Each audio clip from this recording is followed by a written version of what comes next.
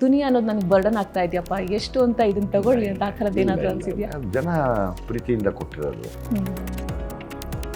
ನಿಮ್ಮ ಜರ್ನಿನ ಒಂದೆರಡು ಮೂರು ಲೈನಲ್ಲಿ ಹೇಳ್ಬೋದು ಅಂತಂದ್ರೆ ನೀವು ಹೇಗೆ ಎಲಾಬ್ರೇಟ್ ಮಾಡಿ ಹೇಳ್ತೀರಾ ಸರ್? ಪ್ರತಿಯೊಬ್ಬರ ದುನಿಯಾದಲ್ಲೂ ಏಳು ಬೀಳುಗಳಿದೆ. ಹಂಗೆ ನಮ್ಮ ದುನಿಯಲ್ಲೂ ಏಳು ಬೀಳುಗಳಿರ್ತವೆ. ಟ್ಯಾಗ್ ಲೈನ್ ಏನಿದೆ ಅಂತಂದ್ರೆ ಲ್ಯಾಂಡ್ ಲಾರ್ಡ್ದು ಇದು ಅಳಿದವನ ಕತೆ ಅಲ್ಲ, ಅಳಿದು ಉಳಿದವನ ಕತೆ ಅಂತ. ಲ್ಯಾಂಡ್ ಲಾರ್ಡ್ ಒಂದು ಎಲ್ಲರಿಗೂ ಸಮಾನತೆ ಬೇಕು, ಸಂವಿಧಾನದಲ್ಲಿರುವಂಥ ಸಮಾನತೆ ಎಲ್ರಿಗೂ ಬರಲಿ ಅನ್ನೋ ಪೋಸ್ಟರ್ ಎಲ್ಲ ನೋಡಿದ್ರೆ ರಕ್ತಪಾತ ತುಂಬಾ ಅಂತ ಅನ್ಸುತ್ತೆ ಸರ್. ನೀವು ಸಿನಿಮಾ ನೋಡಿದಿರನ್ನೇ ಹೆಂಗ್ ಗೆಸ್ ಮಾಡ್ತೀರ ರಕ್ತಪಾತಗಳು ಜಾಸ್ತಿ ಇದೆ ಅಂತ?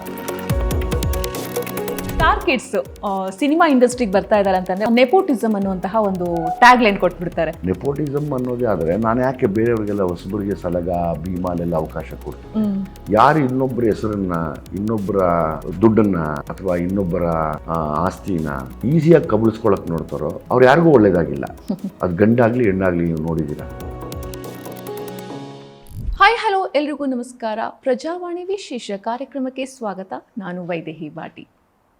ಪ್ರಶಂಸೆಯನ್ನು, ಪ್ರಶ್ನೆಯನ್ನು ಸಮಾನವಾಗಿ ಸ್ವೀಕರಿಸಿ ಸೋಲಿಗೆ ಹೆದರದೆ ಸತ್ಯದ ಹಾದಿಯನ್ನೇ ಹಿಡಿದು ನಟನೆಗೂ ಸೈ, ನಿರ್ದೇಶನಕ್ಕೂ ಜೈ ಎನ್ನುವವರು ನಮ್ಮ ಸ್ಯಾಂಡಲ್ವುಡ್ನ ಸಲಗ ವಿಜಯ್ ಸರ್ ಅವರು. ಈಗ ಲ್ಯಾಂಡ್ ಲಾರ್ಡ್ ಮೂಲಕವಾಗಿ ಮತ್ತೊಮ್ಮೆ ನಿಮ್ಮೆಲ್ಲರ ಮುಂದೆ ಬರ್ತಾ ಇದ್ದಾರೆ. ರಂಜಿಸೋದಕ್ಕೆ ಇದೆ 23ನೇ ತಾರೀಕು ಸಿನಿಮಾ ರಿಲೀಸ್ ಆಗ್ತಾ ಇದೆ. ಲ್ಯಾಂಡ್ ಲಾರ್ಡ್ ಬಗ್ಗೆ, ಸಿನಿಮಾ ಸಂಘರ್ಷಗಳ ಬಗ್ಗೆ ಪ್ರತಿಯೊಂದನ್ನು ಮಾತಾಡೋಣ. ಅದಕ್ಕೂ ಮುಂಚೆ ಅವ್ರನ್ನ ಕಾರ್ಯಕ್ರಮಕ್ಕೆ ಸ್ವಾಗತಿಸೋಣ. ಸರ್ ನಮಸ್ತೆ, ನಮ್ಮ ಕಾರ್ಯಕ್ರಮಕ್ಕೆ ಸ್ವಾಗತ. ನಮಸ್ತೆ ಸರ್, ಹೇಗಿದ್ದೀರಾ ಸರ್? ಚೆನ್ನಾಗಿದ್ದೀನಿ. ಪ್ರಮೋಷನ್ಸ್ ಎಲ್ಲ ಹೇಗೆ ನಡೀತಾ ಇದೆ ಸರ್? ಸೀರಿಯಸ್ ಆಗಿ ನಡೀತಾ ಇದೆ. ಸೊ ಎಲ್ಲರೂ ಕೂಡ ನಿಮಗೆ ಹೇಳ್ತಾರೆ ದುನಿಯಾ ವಿಜಯ್ ಅಂತ ಹೇಳ್ತಾರೆ. ಇತ್ತೀಚಿನ ದಿನಗಳಲ್ಲಿ ಸಲಗ ವಿಜಯ್ ಅಂತ ಹೇಳ್ತಾರೆ. ಬಟ್ ತುಂಬ ಜನಕ್ಕೆ ಬಾಯಿಂದ ಕೇಳೋದು ದುನಿಯಾ ವಿಜಯ್ ಅಂತ. ಸೊ ಈ ಟೈಮಲ್ಲಿ ನಾನು ಒಂದು ಕ್ವೆಶನ್, ನನಗೆ ಪರ್ಸ್ನಲ್ ಕ್ವೆಶನ್ ರೇಸ್ ಆಗೋದು ಅಂದರೆ, ಈ ದುನಿಯಾ ವಿಜಯ್ ಅನ್ನೋದು ನಿಮ್ಮ ಲೈಫ್ ಲಾಂಗ್ ಬರುವಂತಹ ಒಂದು ಹೆಸರು. ನಿಮ್ಮ ಜೊತೆಗೆ ದುನಿಯಾ ಅನ್ನೋದು ಸೇರ್ಕೊಳ್ಳುತ್ತೆ. ಯಾವತ್ತಾದ್ರೂ ಒಂದಿನ ಅನ್ಸಿದ್ಯಾ ದುನಿಯಾ ಅನ್ನೋದು ನನಗೆ ಬರ್ಡನ್ ಆಗ್ತಾ ಇದೆಯಪ್ಪ, ಎಷ್ಟು ಅಂತ ಇದನ್ನ ತಗೊಳ್ಳಿ ಅಂತ ಆ ಥರದ್ದು ಏನಾದರೂ ಅನ್ಸಿದ್ಯಾ? ಜನ ಪ್ರೀತಿಯಿಂದ ಕೊಟ್ಟಿರೋದು. ಸೊ ಹಂಗಾಗಿ ಅವ್ರ ಪ್ರೀತಿಗೆ ನಾವು ಯಾವಾಗ್ಲೂ ತಲೆ ಬಗ್ಗಿಸ್ಲೇಬೇಕು. ಓಕೆ. ಲ್ಯಾಂಡ್ ಲಾರ್ಡ್ ಅಂದ ತಕ್ಷಣ ಎಲ್ರಿಗೂ ಒಂದು ಬರುತ್ತೆ. ಇವಾಗ ಹಳ್ಳಿಗಳ ಜನಗಳು ಏನು ಹೇಳ್ತಾ ಇರ್ತಾರೆ ಅಂತಂದರೆ, ನೀನೇನು ದೊಡ್ಡ ಲ್ಯಾಂಡ್ ಲಾರ್ಡಾ, ನನಗೆ ಹೇಳಕ್ಕೆ ಬರ್ತೀಯಾ, ನಿನ್ನ ಮಾತು ಕೇಳಕ್ಕೆ ನೀನೇನು ದೊಡ್ಡ ಲ್ಯಾಂಡ್ ಲಾರ್ಡಾ ಅಂತಂದರೆ ಒಬ್ಬ ದೊಡ್ಡ ಮನುಷ್ಯ, ಶ್ರೀಮಂತ ಮನುಷ್ಯ ಅನ್ನುವಂತಹ ಒಂದು ಮೀನಿಂಗಲ್ಲಿ ಅವ್ರು ಹೇಳ್ತಾ ಇರ್ತಾರೆ. ಆಮೇಲೆ ಲ್ಯಾಂಡ್ ಲಾರ್ಡ್ ಅಂದ ತಕ್ಷಣ ಇನ್ನೊಂದು ನನಗೆ ನೆನಪಾಗೋದು ಅಂತಂದರೆ, ಮುಂಚಿನ ದಿನಗಳಲ್ಲಿ ಒಂದು ಗಾದೆ ಇರ್ತಾ ಇತ್ತು, ಉಳುವವನೇ ಭೂಮಿಯ ಒಡೆಯ ಅಂತ. ಅದ್ರದ್ದು ಅಪ್ಗ್ರೇಡ್ ವರ್ಷನ್ ಏನಾದರೂ ಇದು ಲ್ಯಾಂಡ್ ಲಾರ್ಡ್ ಆಗತ್ತಾ ಸರ್, ಹೇಗೆ ಅಂತ? ಇಲ್ಲ, ಲ್ಯಾಂಡ್ ಲಾರ್ಡ್ ಒಂದು ಎಲ್ಲರಿಗೂ ಸಮಾನತೆ ಬೇಕು, ಸಂವಿಧಾನದಲ್ಲಿರುವಂಥ ಸಮಾನತೆ ಎಲ್ರಿಗೂ ಬರಲಿ ಅನ್ನೋ ಒಂದು ಆಸೆ ಇಟ್ಕೊಂಡು ಮಾಡಿರುವಂಥ ಒಂದು ಹಳ್ಳಿ ಬಡವ ರೈತನ ಕತೆ ಅದು. ಓಕೆ. ಎಲ್ರಿಗೂ ಗೊತ್ತು ನಾನ್ ಫಿಲ್ಮಿ ಬ್ಯಾಕ್ಗ್ರೌಂಡಿಂದ ವಿಜಯ್ ಸರ್ ಬಂದಿದ್ದಾರೆ ಅಂತಂದು. ದುನಿಯಾಯಿಂದ ಹಿಡ್ಕೊಂಡು ಈಗ ಲ್ಯಾಂಡ್ ಲಾರ್ಡ್ವರೆಗೂ ಸಿಕ್ಕಾಪಟ್ಟೆ ಸೋಲುಗಳನ್ನು ನೋಡಿದ್ದೀರಾ, ಹಾಗೆ ಗೆಲುವುಗಳನ್ನು ಕೂಡ ನೀವು ಕಂಡಿದ್ದೀರಾ. ಕಾಂಟ್ರವರ್ಸಿ ಕೂಡ ನಿಮ್ಮ ಬೆನ್ನ ಹಿಂದೆ ಇದೆ. ಇದೆಲ್ಲವನ್ನು ನೋಡ್ತಾ ಹೋದರೆ ಯಾವ ಒಂದು ಮೂಮೆಂಟ್ಗೆ ನಿಮಗೆ ಅನಿಸಿದ್ದು ಐ ಬಿಲಾಂಗ್ ಟು ಸಿನಿಮಾ ಅಂತ? ಬಿಕಾಸ್ ಒಂದು ಏನಾದರೂ ಒಂದು ನಿರ್ಧಾರ ತಗೋಬೇಕು ಅಂತಂದರೆ ಒಂದಿಷ್ಟು ಎಕ್ಸ್ಪೀರಿಯನ್ಸ್ ಆಗಿರಬೇಕು, ಒಂದಿಷ್ಟು ಗಟ್ಟಿತನ ಬರಬೇಕು. ಯಾವ ಮೂಮೆಂಟಿಗೆ ಅನಿಸ್ತು sir I belong to cinema ಅಂತಾನೆ? ಇಲ್ಲ, ಅದು ಪ್ರತಿಯೊಬ್ಬ ಮನುಷ್ಯನ ಜೀವನದಲ್ಲೂ ನಿನ್ನೆ ಇದ್ದಂಗೆ ಇವತ್ತಿರಲ್ಲ, ಇವತ್ತಿದ್ದಂಗೆ ನಾಳೆ ಇರೋದಿಲ್ಲ. ಸೊ ಹಂಗೆ ಅದು ನಮಗೂ ಬಂದು ಹೋಗ್ತಾ ಇರತ್ತೆ. ಯಾವಾಗ cinema I belong to cinema ಅಂತ ಅಂದ್ಕೊಂಡಿದ್ದು ಅಂದರೆ, ಏನೇ ಬಂದರೂ ನಾನು ಸಿನಿಮಾದೇ ಇದೀನಲ್ಲ, ಸಿನಿಮಾ ಬಿಡಲಿಲ್ವಲ್ಲ. ಸೊ ಅದೇ ನನ್ನ ಆನ್ಸರ್. ದುನಿಯಾಯಿಂದ ಇಲ್ಲಿವರೆಗೂ ನಿಮ್ಮ ಜರ್ನಿನ ಒಂದೆರಡು ಮೂರು ಲೈನಲ್ಲಿ ಹೇಳ್ಬೋದು ಅಂತಂದರೆ ನೀವು ಹೇಗೆ ನಿಮ್ಮ ಜರ್ನಿನ ನೀವು ಎಲಾಬ್ರೇಟ್ ಮಾಡಿ ಹೇಳ್ತೀರಾ ಸರ್? ಪ್ರತಿಯೊಬ್ಬರ ದುನಿಯಾದಲ್ಲೂ ಏಳು ಬೀಳುಗಳಿದೆ. ಹಂಗೆ ನಮ್ಮ ದುನಿಯಲ್ಲೂ ಏಳು ಬೀಳುಗಳಿರ್ತವೆ. ಅದನ್ನು ತಡಿಬೇಕು, ಜೀವನ ಮಾಡ್ತಿರ್ಬೇಕು, ಮುಂದಕ್ಕೆ ಹೋಗ್ತಾ ಇರಬೇಕು, ನಾಳೆ ಏನು ಅಂತ ಯೋಚನೆ ಮಾಡ್ತಾ ಇರಬೇಕು, ಗೆಲುವಿನ ಬಗ್ಗೆ ಯಾವಾಗಲೂ ಚಿಂತೆ ಮಾಡ್ತಾ ಇರಬೇಕು. ಅಷ್ಟಿದ್ರೆ ಸಾಕು. ಅಷ್ಟೇ ಸಾಕಂತೀರಾ? ಓಕೆ. ಟ್ಯಾಗ್ ಲೈನ್ ಏನಿದೆ ಅಂತಂದರೆ ಲ್ಯಾಂಡ್ ಲಾರ್ಡ್ದು ಇದು ಅಳಿದವನ ಕತೆ ಅಲ್ಲ, ಅಳಿದು ಉಳಿದವನ ಕತೆ ಅಂತ. ಈ ಟ್ಯಾಗ್ ಲೈನ್ಗೆ ಲ್ಯಾಂಡ್ ಲಾರ್ಡ್ನ ಸಿನಿಮಾ ಕತೆ ಸಂಪೂರ್ಣವಾಗಿ ನ್ಯಾಯ ಒದಗಿಸಿದೆ ಅಂತ ನಿಮಗೆ ಅನ್ಸುತ್ತಾ ಸರ್? ಆಮೇಲೆ ಇನ್ನೊಂದು ಕ್ವೆಶನ್ ಅದ್ರ ಜೊತೆಗೆ ನಂದು, ನಾರ್ಮಲ್ ಕಾಮನ್ ಪೀಪಲ್ಗೂ ಇದು ಆ್ಯಪ್ಟ್ ಆಗತ್ತಾ? ಬಿಕಾಸ್ ಎಷ್ಟೇ ತುಳಿರಿ ನಾನು ಅದರಿಂದ ಮೇಲೆ ಬರ್ತೀನಿ, ಎಷ್ಟೇ ತುಳಿದ್ರು ನನಗೇನು ಬೇಕೋ ಅದು ನಾನು ತಗೊಳ್ತೀನಿ ಅನ್ನುವಂತಹ ಒಂದಿಷ್ಟು ಕಾನ್ಸೆಪ್ಟ್ಗೆ ಇದು ಮ್ಯಾಚ್ ಆಗತ್ತೆ ಈ ಸಿನಿಮಾ ನೀವು ಆವಾಗಲೇ ಕೇಳಿದ ಪ್ರಶ್ನೆಗೆ ಇದೇ ಉತ್ತರ. ನಾನು ಒಬ್ಬ ಅದರಲ್ಲಿ ಆಳಿದವನ ಕಥೆ ಎಲ್ಲ ಅಳಿದು ಉಳಿದವನ ಕಥೆ ಅಂತ. ಹಂಗೆ ನಿಜ, ಪ್ರತಿ ಸರಿನೂ ಪ್ರತಿಯೊಬ್ಬರಿಗೂ ಬರೋವಂಥ ಕಷ್ಟಗಳನ್ನು ಎದುರಿಸಿ ಉಳ್ಕೊಳ್ಳೋದಿದೆಯಲ್ಲ, ಅದೇ ನಾನು ಕೂಡ, ನೀವು ಕೂಡ, ಎಲ್ಲರೂ ಜೀವನ ಮಾಡ್ತಿರೋದು ಕೂಡ. ಸೊ ಹಂಗಾಗಿ ಅದೇ ಕಥೆ ಸಾರಾಂಶನ ಇಟ್ಕೊಂಡು ಮಾಡ್ರೆ ಅಂದರೆ ನೋಡೋರಿಗೆ ಇನ್ನೊಬ್ಬರಿಗೆ ಇನ್ಸ್ಪೈರ್ ಆಗಬೇಕು, ಇನ್ಸ್ಪೈರ್ ಆಗಿ ಕರೆಕ್ಟ್ ಅಲ್ವಾ ಇದು ಅಂತ ಅನ್ನಿಸ್ಬೇಕು. ಓಕೆ, ಸೊ ಪೋಸ್ಟರ್ ಎಲ್ಲ ನೋಡಿದ್ರೆ ಸಿಕ್ಕಾಪಟ್ಟೆ ರಗಡಾಗಿ ಕಾಣಿಸ್ತಾ ಇದ್ದೀರಾ. ಆಮೇಲೆ ರಕ್ತಪಾತ ತುಂಬಾ ಅಂತ ಅನ್ಸುತ್ತೆ ಸರ್ ಈ ಸಿನಿಮಾದಲ್ಲಿ. ನಾವು ಸಿನಿಮಾ ನೋಡ್ದಿರೇ ಈಗಲೇ ಅನ್ಕೊಂಡ್ಬಿಟ್ರೆ ಹೆಂಗೆ? ಸೊ ರಕ್ತ ಎಲ್ಲ ಕಾಣಿಸ್ತಾ ಅಲ್ಲ, ಒಳ್ಳೆ ಚೆನ್ನಾಗಾಯ್ತು. ನೀವು ಸಿನಿಮಾ ನೋಡ್ದಿರೇ ರಕ್ತಪಾತ ಇದೆ ಅನ್ನೋದಾದ್ರೆ ಕೊಡ್ಲಿ ಇದೆ, ರಕ್ತ ಇದೆ, ಇದೆಲ್ಲ ನೋಡ್ತಾ ಹೋದ್ರೆ ಇಲ್ಲೆಲ್ಲೋ ಒಂದು ಸ್ವಲ್ಪ ರಕ್ತಪಾತಗಳು ಜಾಸ್ತಿ ನೋಡ್ಬೋದಾ ಅಂತ ನಮಗೆ ಅನ್ಸುತ್ತೆ. ಅಲ್ಲಲ್ಲ, ನೀವು ಸಿನಿಮಾ ನೋಡ್ದಿರೇ ಹೆಂಗೆ ಗೆಸ್ ಮಾಡ್ತೀರ ರಕ್ತಪಾತಗಳು ಜಾಸ್ತಿ ಇದೆ ಅಂತ? ಮತ್ತು ಪೋಸ್ಟ್ ನೋಡ್ಬಿಟ್ಟ ತಕ್ಷಣ ನೋಡಿ, ನೀವು ಬರೀ ಒಂದು ಪೋಸ್ಟ್ ನೋಡಿದ ತಕ್ಷಣ ಡಿಸೈಡ್ ಮಾಡಿಬಿಡ್ತೀರ ಇದ್ರಲ್ಲಿ ರಕ್ತಪಾತ ಇದೆ ಏನೂ ಇಲ್ಲ ಅಂತ. ಹಂಗಲ್ಲ, ಒಳಗೆ ಬಂದು ನೋಡಿದ್ಮೇಲೆ ಗೊತ್ತಾಗುತ್ತೆ ಏನಕ್ಕೆ ರಕ್ತ ಹರಿಯುತ್ತೆ ಅಂತ. 80ರ ದಶಕದಲ್ಲಿ ಹೋಗುವಂತಹ ಒಂದು ಕತೆ ಇದು ಈ ಸಿನಿಮಾದಲ್ಲಿ. ನಮಗೆ ಇಲ್ಲಿ ಅಪ್ಪ ಮತ್ತು ಮಗಳ ಬಾಂಡಿಂಗ್ ಸಿಗುತ್ತೆ, ಸಮಾನತೆಯ ಬಗ್ಗೆ ನಮಗೆ ಸಿಗುತ್ತೆ, ರೈತಾಪಿ ವರ್ಗದವರ ಬಗ್ಗೆ ಸಿಗುತ್ತೆ, ಮತ್ತು ರಚಿತಾ ರಾಮ್ ಮತ್ತು ನಿಮ್ಮ ಒಂದು ರೊಮ್ಯಾನ್ಸ್ ಸಿಗುತ್ತೆ. ಸೊ ಇದೆಲ್ಲವೂ ಒಂದು ಹೋಲ್ ಪ್ಯಾಕೇಜ್ ಆಗಿ ಮೂವಿ ಬರ್ತಿರೋದ್ರಿಂದ ಯಾವ ವರ್ಗಕ್ಕೆ ಪರ್ಟಿಕ್ಯುಲರ್ ಈ ವರ್ಗಕ್ಕೆ ಈ ಸಿನಿಮಾ ಸಿಕ್ಕಾಪಟ್ಟೆ ಕನೆಕ್ಟ್ ಆಗುತ್ತೆ ಅಂತ ನಿಮಗೆ ಯಾವ ಥರ ಅನ್ಸುತ್ತೆ ಸರ್? ಎಲ್ಲ ವರ್ಗಕ್ಕೆ ಕರೆಕ್ಟ್ ಆಗುತ್ತೆ. ನೋಡಿದ್ರ ನೀವು ಇಷ್ಟೊತ್ತು ಹೇಳಿದ್ರು ಇದ್ರಲ್ಲಿ ರಕ್ತಪಾತನೇ ಇಲ್ಲ ಅಲ್ವಾ? ತಂದೆ ಮಗಳ ಪ್ರೀತಿ ಇದೆ, ಗಂಡ ಹೆಂಡತಿಯ ಅನ್ಯೋನ್ಯತೆ ಇದೆ, ಒಳ್ಳೆಯ ವಿಷಯ ಇದೆ, ಪ್ರತಿಯೊಬ್ಬ ರೈತರಿಗೆ ಸಂಬಂಧಪಡುತ್ತೆ ಅಂದಾಗ ರಕ್ತಪಾತ ಯಾಕೆ ಬರುತ್ತೆ? ಇಲ್ಲ, ಎಲ್ಲ ಕೂತ್ಕೊಂಡು ಒಂದು ಫ್ಯಾಮಿಲಿಯಲ್ಲಿ ಎಸ್ ಇದು ನಮ್ಮ ಮನೆ ಕತೆ ಅನ್ನಿಸ್ಬೇಕು ಅನ್ನೋ ನಿಟ್ಟಿನಲ್ಲಿ ಜಡೇಶ್ ಕತೆ ಎಣ್ದಿರೋದು.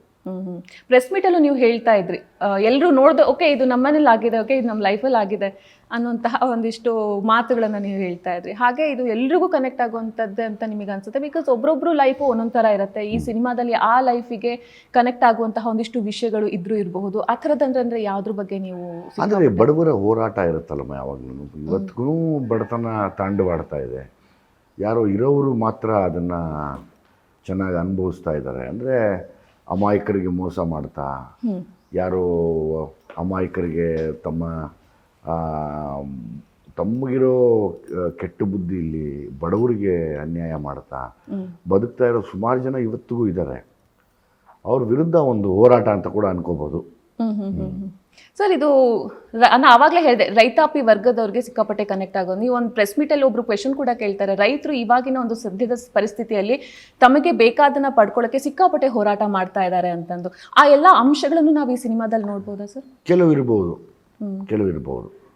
ಕೆಲವು ರೈತರ ಬಗ್ಗೆ ಅಂದರೆ ಕಂಪ್ಲೀಟ್ ರೈತರಿಗೆ ಆಗುವಂಥ ನೋವೇನಿದೆ ಅದೆಲ್ಲವನ್ನು ಖಂಡಿತವಾಗ್ಲೂ ಹೇಳ್ತೀವಿ ಸಿನಿಮಾಲಿ.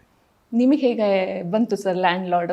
ಬಿಕಾಸ್ ನಾವು ನೋಡ್ತಾ ಹೋದಂಗೆ ನಿಮ್ಮದು ಒಂದು ಸಿನಿಮಾನ ಆಯ್ಕೆ ಮಾಡ್ಕೊಳ್ಳೋದು ಮತ್ತು ನೀವು ಕಥೆನ ಆಯ್ಕೆ ಮಾಡ್ಕೊಳ್ಳೋದು ಸಿಕ್ಕಾಪಟ್ಟೆ ಬೋಲ್ಡ್ ಡಿಸಿಷನ್ ನೀವು ತಗೊಳ್ಳೋದು ಅಂತ ನಮಗೆ ಗೊತ್ತಿರೋದು. ಸೊ ಇದು ಹೇಗೆ ನಿಮಗೆ ಮಾಡಲೇಬೇಕು ಅಂತ ಅನಿಸ್ತು? ಬಿಕಾಸ್ ಜಡೇಶ್ ಅವರ ಒಂದು ನಿರ್ದೇಶನಕ್ಕೆ ನಾವು ನೋಡ್ತಾ ಹೋದರೆ ಜೆಂಟಲ್ಮನ್ ಮಾಡಿದ್ದಾರೆ ಮತ್ತು ಗುರು ಶಿಷ್ಯರು ಮಾಡಿದ್ದಾರೆ. ಕಂಪ್ಲೀಟ್ ಅಪೋಸಿಟ್ ಈ ಒಂದು ಸಿನಿಮಾದ ಕತೆ ಇರ್ಬೋದು. ಸೊ ಇದನ್ನು ಜಡೇಶ್ ಅವರು ಕಂಪ್ಲೀಟ್ ಆಗಿ ಒಂದು ನ್ಯಾಯ ಒದಗಿಸ್ತಾರೆ ಈ ರೀತಿಯಾದಂತಹ ಕತೆಗಳಿಗೆ ಅಂತ ನಿಮಗೆ ಹೇಗೆ ಅನಿಸ್ತು ಅಂತ? ಜಡೇಶು ತುಂಬ ವಿದ್ಯಾವಂತ, ಬುದ್ಧಿವಂತ, ಮತ್ತು ಮಣ್ಣಿನ ಕಥೆಗಳು, ನೆಲದ ಕಥೆಗಳನ್ನು ಹೇಳೋದ್ರಲ್ಲಿ ತುಂಬ ಎಕ್ಸ್ಪರ್ಟು. ಸೊ ಹಂಗಾಗಿ ಅವ್ರು ಮಾಡಿರೋ ಕಥೆನೇ ತುಂಬ ಚೆನ್ನಾಗಿದೆ. ನಾನು ಬಂದು ಹೇಳಿದಾಗ ನಂಗೆ ಅದು ತುಂಬ ಖುಷಿಯಾಗಿ ಅನ್ನಿಸ್ತು, ಇಲ್ಲ ಇದು ಮಾಡಲೇಬೇಕು, ಬಿಡಬಾರ್ದು ಅಂತ. ಒಂದು ಹೋರಾಟದ ಕಥೆಗಳನ್ನು ನಾನು ಯಾವಾಗಲೂ ಮುಂದೆ ಇರ್ತೀನಿ, ಬಿಡೋದೇ ಇಲ್ಲ. ನಾನು ಮಾಡ್ತೀನಿ ಆ ಪಾತ್ರ, ನಾನು ಬಿಡ್ತೀನಿ ಹಂಗೆ. ಅಂದರೆ ನಿಮಗೆ ಆ ಥರದ ಕಾನ್ಸೆಪ್ಟ್ ಜಾಸ್ತಿ ಇಷ್ಟ ಆಗುತ್ತೆ? ಅವ್ರು ಬದುಕೆ ಒಂದು ಹೋರಾಟ ಅಲ್ವೇನಪ್ಪ. ಈಗ ಯಾವಾಗಲೂ ಪ್ರತಿನಿತ್ಯ ಪ್ರತಿಯೊಬ್ಬರು ಹೋರಾಡ್ತಾ ಇದ್ದೀವಿ. ಅದರಲ್ಲಿ ಎಷ್ಟೋ ಜನಗಳ ನೋವಿನ ಹೋರಾಟಕ್ಕೆ, ಎಷ್ಟೋ ಜನಗಳ ನೋವುಗಳ ಹೋರಾಟನ ನಾನು ಪ್ರತಿನಿಧಿಸಿ ಅದನ್ನು ಮಾಡ್ತೀನಿ ಅನ್ನೋದಾದರೆ, ನಾನು ಆ ಥರ ಹೋರಾಟಗಳು ಮಾಡ್ಕೊಂಬಂದಿರೋನು. ಅದೇ ಥರ ನೊಂದು ಬೆಂದು ಒಡೆದಾಡ್ತಾ ಎದುರಿಸ್ತಾ ಯಾರಿಗೂ ಎದುರುದಿರ ಮುಂದೆ ನಿಂತ್ಕೋತಾ ಹೋಗೋದೇ ಜೀವನ ಯಾವಾಗಲೂ. ಸೊ ಅಂದರೆ ಒಂದು ಹೋರಾಟದಲ್ಲೇ ನಮ್ಮ ಜೀವನ, ನಾವು ಇರೋ ತನಕ ಹೋರಾಟ ಬರೀ ಮಾಡ್ಕೊಂಡೇ ಹೋರಾಟವೇ, ಎಲ್ಲೂ ಹೋರಾಟವೇ. ಕೊನೆಯಲ್ಲಿ ಕೊನೆ ಎಂಡಲ್ಲಿ ಉಸಿರಿಗೋಸ್ಕರ ಹೋರಾಟ ಮಾಡ್ತಾ ಇರ್ತೀವಿ. ಅದನ್ನು ದುಡ್ಡು ಕೊಟ್ಟು ತೊಗೊಂಡು ಹಾಕ್ಕೊತಾ ಇರ್ತೀವಿ ಹಾಸ್ಪಿಟ್ಲಲ್ಲಿ. ಹಂಗೆ ಎಲ್ಲೂ ಹೋರಾಟ, ಕೊನೆವರೆಗೂ ಹೋರಾಟ. ಓಕೆ, ಪಡ್ಕೋಬೇಕು ಅನ್ನೋದು. 2 ಸಾಂಗು ಲವ್ ಸಾಂಗೇನೆ, ಎರಡು ಸಾಂಗನು ಬೇರೆ ಬೇರೆ ಏಜ್ ಇರೋರಿಗೆ ಅದು ಸೂಟ್ ಆಗುತ್ತೆ. ಒಂದು ನಿಂಗವ್ವ, ಇವಾಗ ಆಬ್ವಿಯಸ್ಲಿ ಒಂದು ಸ್ವಲ್ಪ ವಯಸ್ಸಾದವರ ಒಂದು ರೊಮ್ಯಾನ್ಸ್ ಯಾವ ಥರ ಇರುತ್ತೆ ಅಂತ ನಿಂಗವ್ವ ಸಾಂಗಲ್ಲಿ ನೀವು ತೋರಿಸಿದ್ದೀರಾ. ಇನ್ನೊಂದು ರೋಮಾಂಚಕ ಇದೆ, ಅದು ಟೋಟಲಿ ಇವಾಗಿನ ಜನ್ರೇಷನ್ಗೆ ಆ್ಯಪ್ಟ್ ಆಗುವಂತಹ 2 ಸಾಂಗು. ಎರಡೂ ತುಂಬ ಚೆನ್ನಾಗಿ ಇಷ್ಟಪಟ್ಟಿದ್ದಾರೆ ಜನ. ಈ ಸಾಂಗ್ಗಳ ಬಗ್ಗೆ ನಮಗೆ ಹೇಳೋದಾದ್ರೆ, ನಿಂಗವ್ವ ಆದರೆ ಆ ಒಂದು ಏಜಿಗೆ ಹೇಗೆ ಅವ್ರದ್ದೊಂದು ಪ್ರೀತಿ ಮತ್ತು ಅವ್ರದ್ದೇ ಒಂದು ತೀಟೆ ಅಂತಾರಲ್ಲ, ಕರೆಕ್ಟ್. ಎಲ್ಲರಲ್ಲೂ ಒಂದು ಮಗು ಇರುತ್ತೆ, ಎಷ್ಟೇ ವಯಸ್ಸಾದ್ರೂ ಯಾವಾಗಲೂ ಎಲ್ಲರಲ್ಲೂ ಒಂದು ಮಗು ಇರುತ್ತೆ. ಮತ್ತು ಅದು ಮಗುವಾಗಿ ಹೋಗೋದು ಈ ಭೂಮಿ ಬಿಟ್ಟು. ಸೊ ಹಂಗಾಗಿ ಆ ವಯಸ್ಸಿಗೆ ಇರುವಂಥ ಒಂದು ಚೇಷ್ಟೆ ಅಂತ ಕೂಡ ಕರಿಬೋದು ಅದನ್ನು. ಗಂಡ ಹೆಂಡತಿ ನಡುವೆ ಇರುವಂಥ ಅವರ ಒಂದು ಪ್ರೈವಸಿಗೋಸ್ಕರ ಯಾರು ಅಡ್ಡ ಬರ್ಬೋದು, ಮಕ್ಕಳು ಅಡ್ಡ ಬರ್ತಾರೆ, ಜನ ಅಡ್ಡ ಬರ್ತಾರೆ, ಅಥವಾ ಇನ್ನೇನೋ ಕೆಲಸ ಇರುತ್ತೆ. ಆ ಮಧ್ಯೆ ಅವರು ಪ್ರೀತಿಯಿಂದ ಇರೋ ಒಂದು ಆ ಯೋಚನೆ ನಿಂಗವ್ವ. ಇನ್ನು ರೋಮಾಂಚಕ ಅಂತೂ ನನಗೂ ತುಂಬ ಇಷ್ಟ. ಅದು ಆ ಪದನೇ ತುಂಬ ಇಷ್ಟ, ರೋಮಾಂಚಕ ಅನ್ನೋದು. ಅದರಲ್ಲಿ ಎಸ್ಪೆಷಲಿ ಮಗಳು ಬೇರೆ ಆ್ಯಕ್ಟ್ ಮಾಡಿದ್ದಾಳೆ, ತುಂಬ ಚೆನ್ನಾಗಿ ಆ್ಯಕ್ಟ್ ಮಾಡಿದ್ದಾಳೆ. ಮತ್ತು ನೀವು ಹೇಳ್ದಂಗೆ ಇವತ್ತಿನ ಏನು ಹೇಳ್ತಾರೆ, ಇವತ್ತಿನ ಜನ್ರೇಷನ್ಗೆ ತುಂಬ ಸದ್ದು ಗದ್ದಲ ಇಲ್ದಿರ ಆ ರೋಮಾಂಚಕ ಅನ್ನೋ ಪ್ರೀತಿನೇ ರೋಮಾಂಚಕ ಅಂತ ಹೇಳುವಂಥ ಒಂದು ರೀತಿ ತುಂಬ ಚೆನ್ನಾಗಿದೆ ಡೈರೆಕ್ಟರ್. ಹೌದು, ಮ್ಯೂಸಿಕ್ನ ಕೇಳ್ತಾ ಹೋದರೆ ಆ ಥರ ದೊಡ್ಡ ದೊಡ್ಡ ಸೌಂಡ್ಗಳು ಬರೋದು ತುಂಬ ಮೆಲೋಡಿಯಸ್ ಆಗಿ ಸಾಂಗ್ ಹೋಗ್ತಾ ಇದೆ. ಜನರಲಿ ಅದು ತುಂಬ ವಿಶೇಷ ಅನಿಸುತ್ತೆ ಈ ಸಿನಿಮಾಲ್ಲಿ. ಅಂದರೆ ಎಸ್, ಒಂದು ಫ್ಯಾಮಿಲಿ ಕುತ್ಕೊಂಡು ಎಂಜಾಯ್ ಮಾಡ್ಬೋದಪ್ಪ ಅಂತ. ಪೆಪ್ಪರ್ ಸಾಲ್ಟ್ ಲುಕ್ ನಿಮಗೆ ತುಂಬ ಚೆನ್ನಾಗಿ ಕಾಣಿಸುತ್ತೆ ಸರ್, ಅದನ್ನು ನೋಡ್ತಾ ಹೋದರೆ. ಬಿಕಾಸ್ ಏನಾಗುತ್ತೆ ಅಂತಂದರೆ, ಇವಾಗ ಈ ಒಂದು ಏಜಲ್ಲೂ ಕೂಡ ಒಂದಿಷ್ಟು ಹೀರೋಗಳು ಆನ್ ಸ್ಕ್ರೀನಲ್ಲಿ ನಾನು ಈ ಒಂದು ಪೆಪ್ಪರ್ ಸಾಲ್ಟ್ ಲುಕ್ಕಲ್ಲಿ ಕಾಣಿಸ್ಕೋಬೇಕು ಅಂತ ಅಂದ್ಕೊಳ್ಳೋದು ತುಂಬ ಕಡಿಮೆ ಇರುತ್ತೆ. ಬಿಕಾಸ್ ಆಲ್ವೇಸ್ ಯಂಗ್ ಆಗಿ ಫುಲ್ ಬ್ಲ್ಯಾಕ್ ಹೇರ್ನ ಮಾಡಿಕೊಂಡು ಆ ಥರ ಹೆಂಗಾಗಿ ಕಾಣಿಸ್ಕೋಬೇಕು ಅಂತಂದೇ ಇರುತ್ತೆ. ಬಟ್ ನಿಮ್ಮ ಒಂದು ಪೆಪ್ಪರ್ ಸಾಲ್ಟ್ ಲುಕ್ಕನ್ನ ನೀವು ಆನ್ ಸ್ಕ್ರೀನಲ್ಲಿ ತೊಗೊಂಡು ಬರ್ತಾ ಇರೋದು, ಅದು ನಿಮಗೆ ಎಷ್ಟು ಚಾಲೆಂಜಿಂಗ್ ಅಂತ ಅನ್ನಿಸ್ತು. ಹಾಗೆ ಹೌದು, ಇದು ಕರೆಕ್ಟ್ ಇದೆ, ನಾನು ಬರೋದ್ರಲ್ಲಿ ಏನು ತಪ್ಪಿದೆ ಆ ಥರದ್ದು ಏನಾದರೂ? ಈಗ ನೋಡಿ, ಪಾತ್ರಕ್ಕೆ ಅಂದಾಗ ಎಲ್ಲವನ್ನೂ ಮಾಡಬೇಕಾಗತ್ತೆ. ಈ ಪೆಪ್ಪರ್ ಸಾಲ್ಟ್ ಲುಕ್ಕು ಆ ಕತೆಗೆ ತುಂಬ ಹಿಡಿಸುತ್ತೆ. ಮತ್ತು ಹಂಗಿದ್ದಾಗಲೇ ಕರೆಕ್ಟು ಅಂದಾಗ ನಾನು ಅದನ್ನೆಲ್ಲ ಮನ್ಸಿಗೆ ಹಾಕ್ಕೊಳ್ಳಲ್ಲ. ಆಲ್ಮೋಸ್ಟ್ ಎಲ್ಲ ಗ್ರೇ ಹಂಗೆ ಬಿಟ್ಕೊಂಡು ಹಂಗೆ ಕ್ಯಾರಿ ಮಾಡ್ತೀನಿ ಅದನ್ನು. ಅಂದರೆ ಇಲ್ಲಿ ತುಂಬ ಒಳ್ಳೆ ಪ್ರಶ್ನೆ ನೀವು ಕೇಳಿರೋದು. ನಾವು ಹೆಂಗಿದ್ದೀವೋ ಹಂಗೆ ಕ್ಯಾರಿ ಮಾಡ್ಕೊಳೋದ್ರೆ ತುಂಬ ಚೆನ್ನಾಗಿರುತ್ತೆ. ಅದನ್ನು ಬಿಟ್ಟು ಬೇರೆ ಮಾಡೋಕ್ಕೆ ಹೋದಾಗ ಅದು ಆರ್ಟಿಫಿಷಿಯಲ್ ಆಗಿ ಕಾಣುತ್ತೆ. ಈಸಿನೂ ಸರ್, ಜಾಸ್ತಿ ಕೆಲಸ ಆಗಲ್ಲ. ನಾವು ಎಲ್ಲ ಕಲರ್ ಮಾಡ್ಕೋಬೇಕು, ಅದು ಮಾಡ್ಕೋಬೇಕು, ಫುಲ್ ಗ್ರೂಮ್ ಆಗಬೇಕು ಅನ್ನೋದು ಜಾಸ್ತಿ. ನಾವು ಹೆಂಗಿದೀವೋ ಹಂಗೆ ಮುಂದೆ ಬಂದ್ಬಿಟ್ವಿ, ನಾವು ಹೆಂಗಿದೀವೋ ಹಂಗೆ ಮುಂದೆ ಬಂದು ನಿಂತ್ಕೊಂಡು ಮಾತಾಡ್ಬಿಡೋದು. ಆಮೇಲೆ ಇನ್ನೊಂದು, ಎಲ್ಲದಕ್ಕಿಂತ ಹೆಚ್ಚಾಗಿ ಲುಕ್ ಹೌದು ಕೌಂಟ್ ಆಗುತ್ತೆ. ಅಲ್ಲಿ ಯಂಗು, ಓಲ್ಡು, ಪೆಪ್ಪರ್ ಸಾಲ್ಟು ಅನ್ನೋಕ್ಕಿಂತ ಹೆಚ್ಚಾಗಿ ವಿಷಯ ಏನು ಹೇಳಕ್ಕೆ ಹೊರಟಿದ್ದೀವಿ ಅನ್ನೋದು ತುಂಬ ಇಂಪಾರ್ಟೆಂಟ್ ಆಗುತ್ತೆ.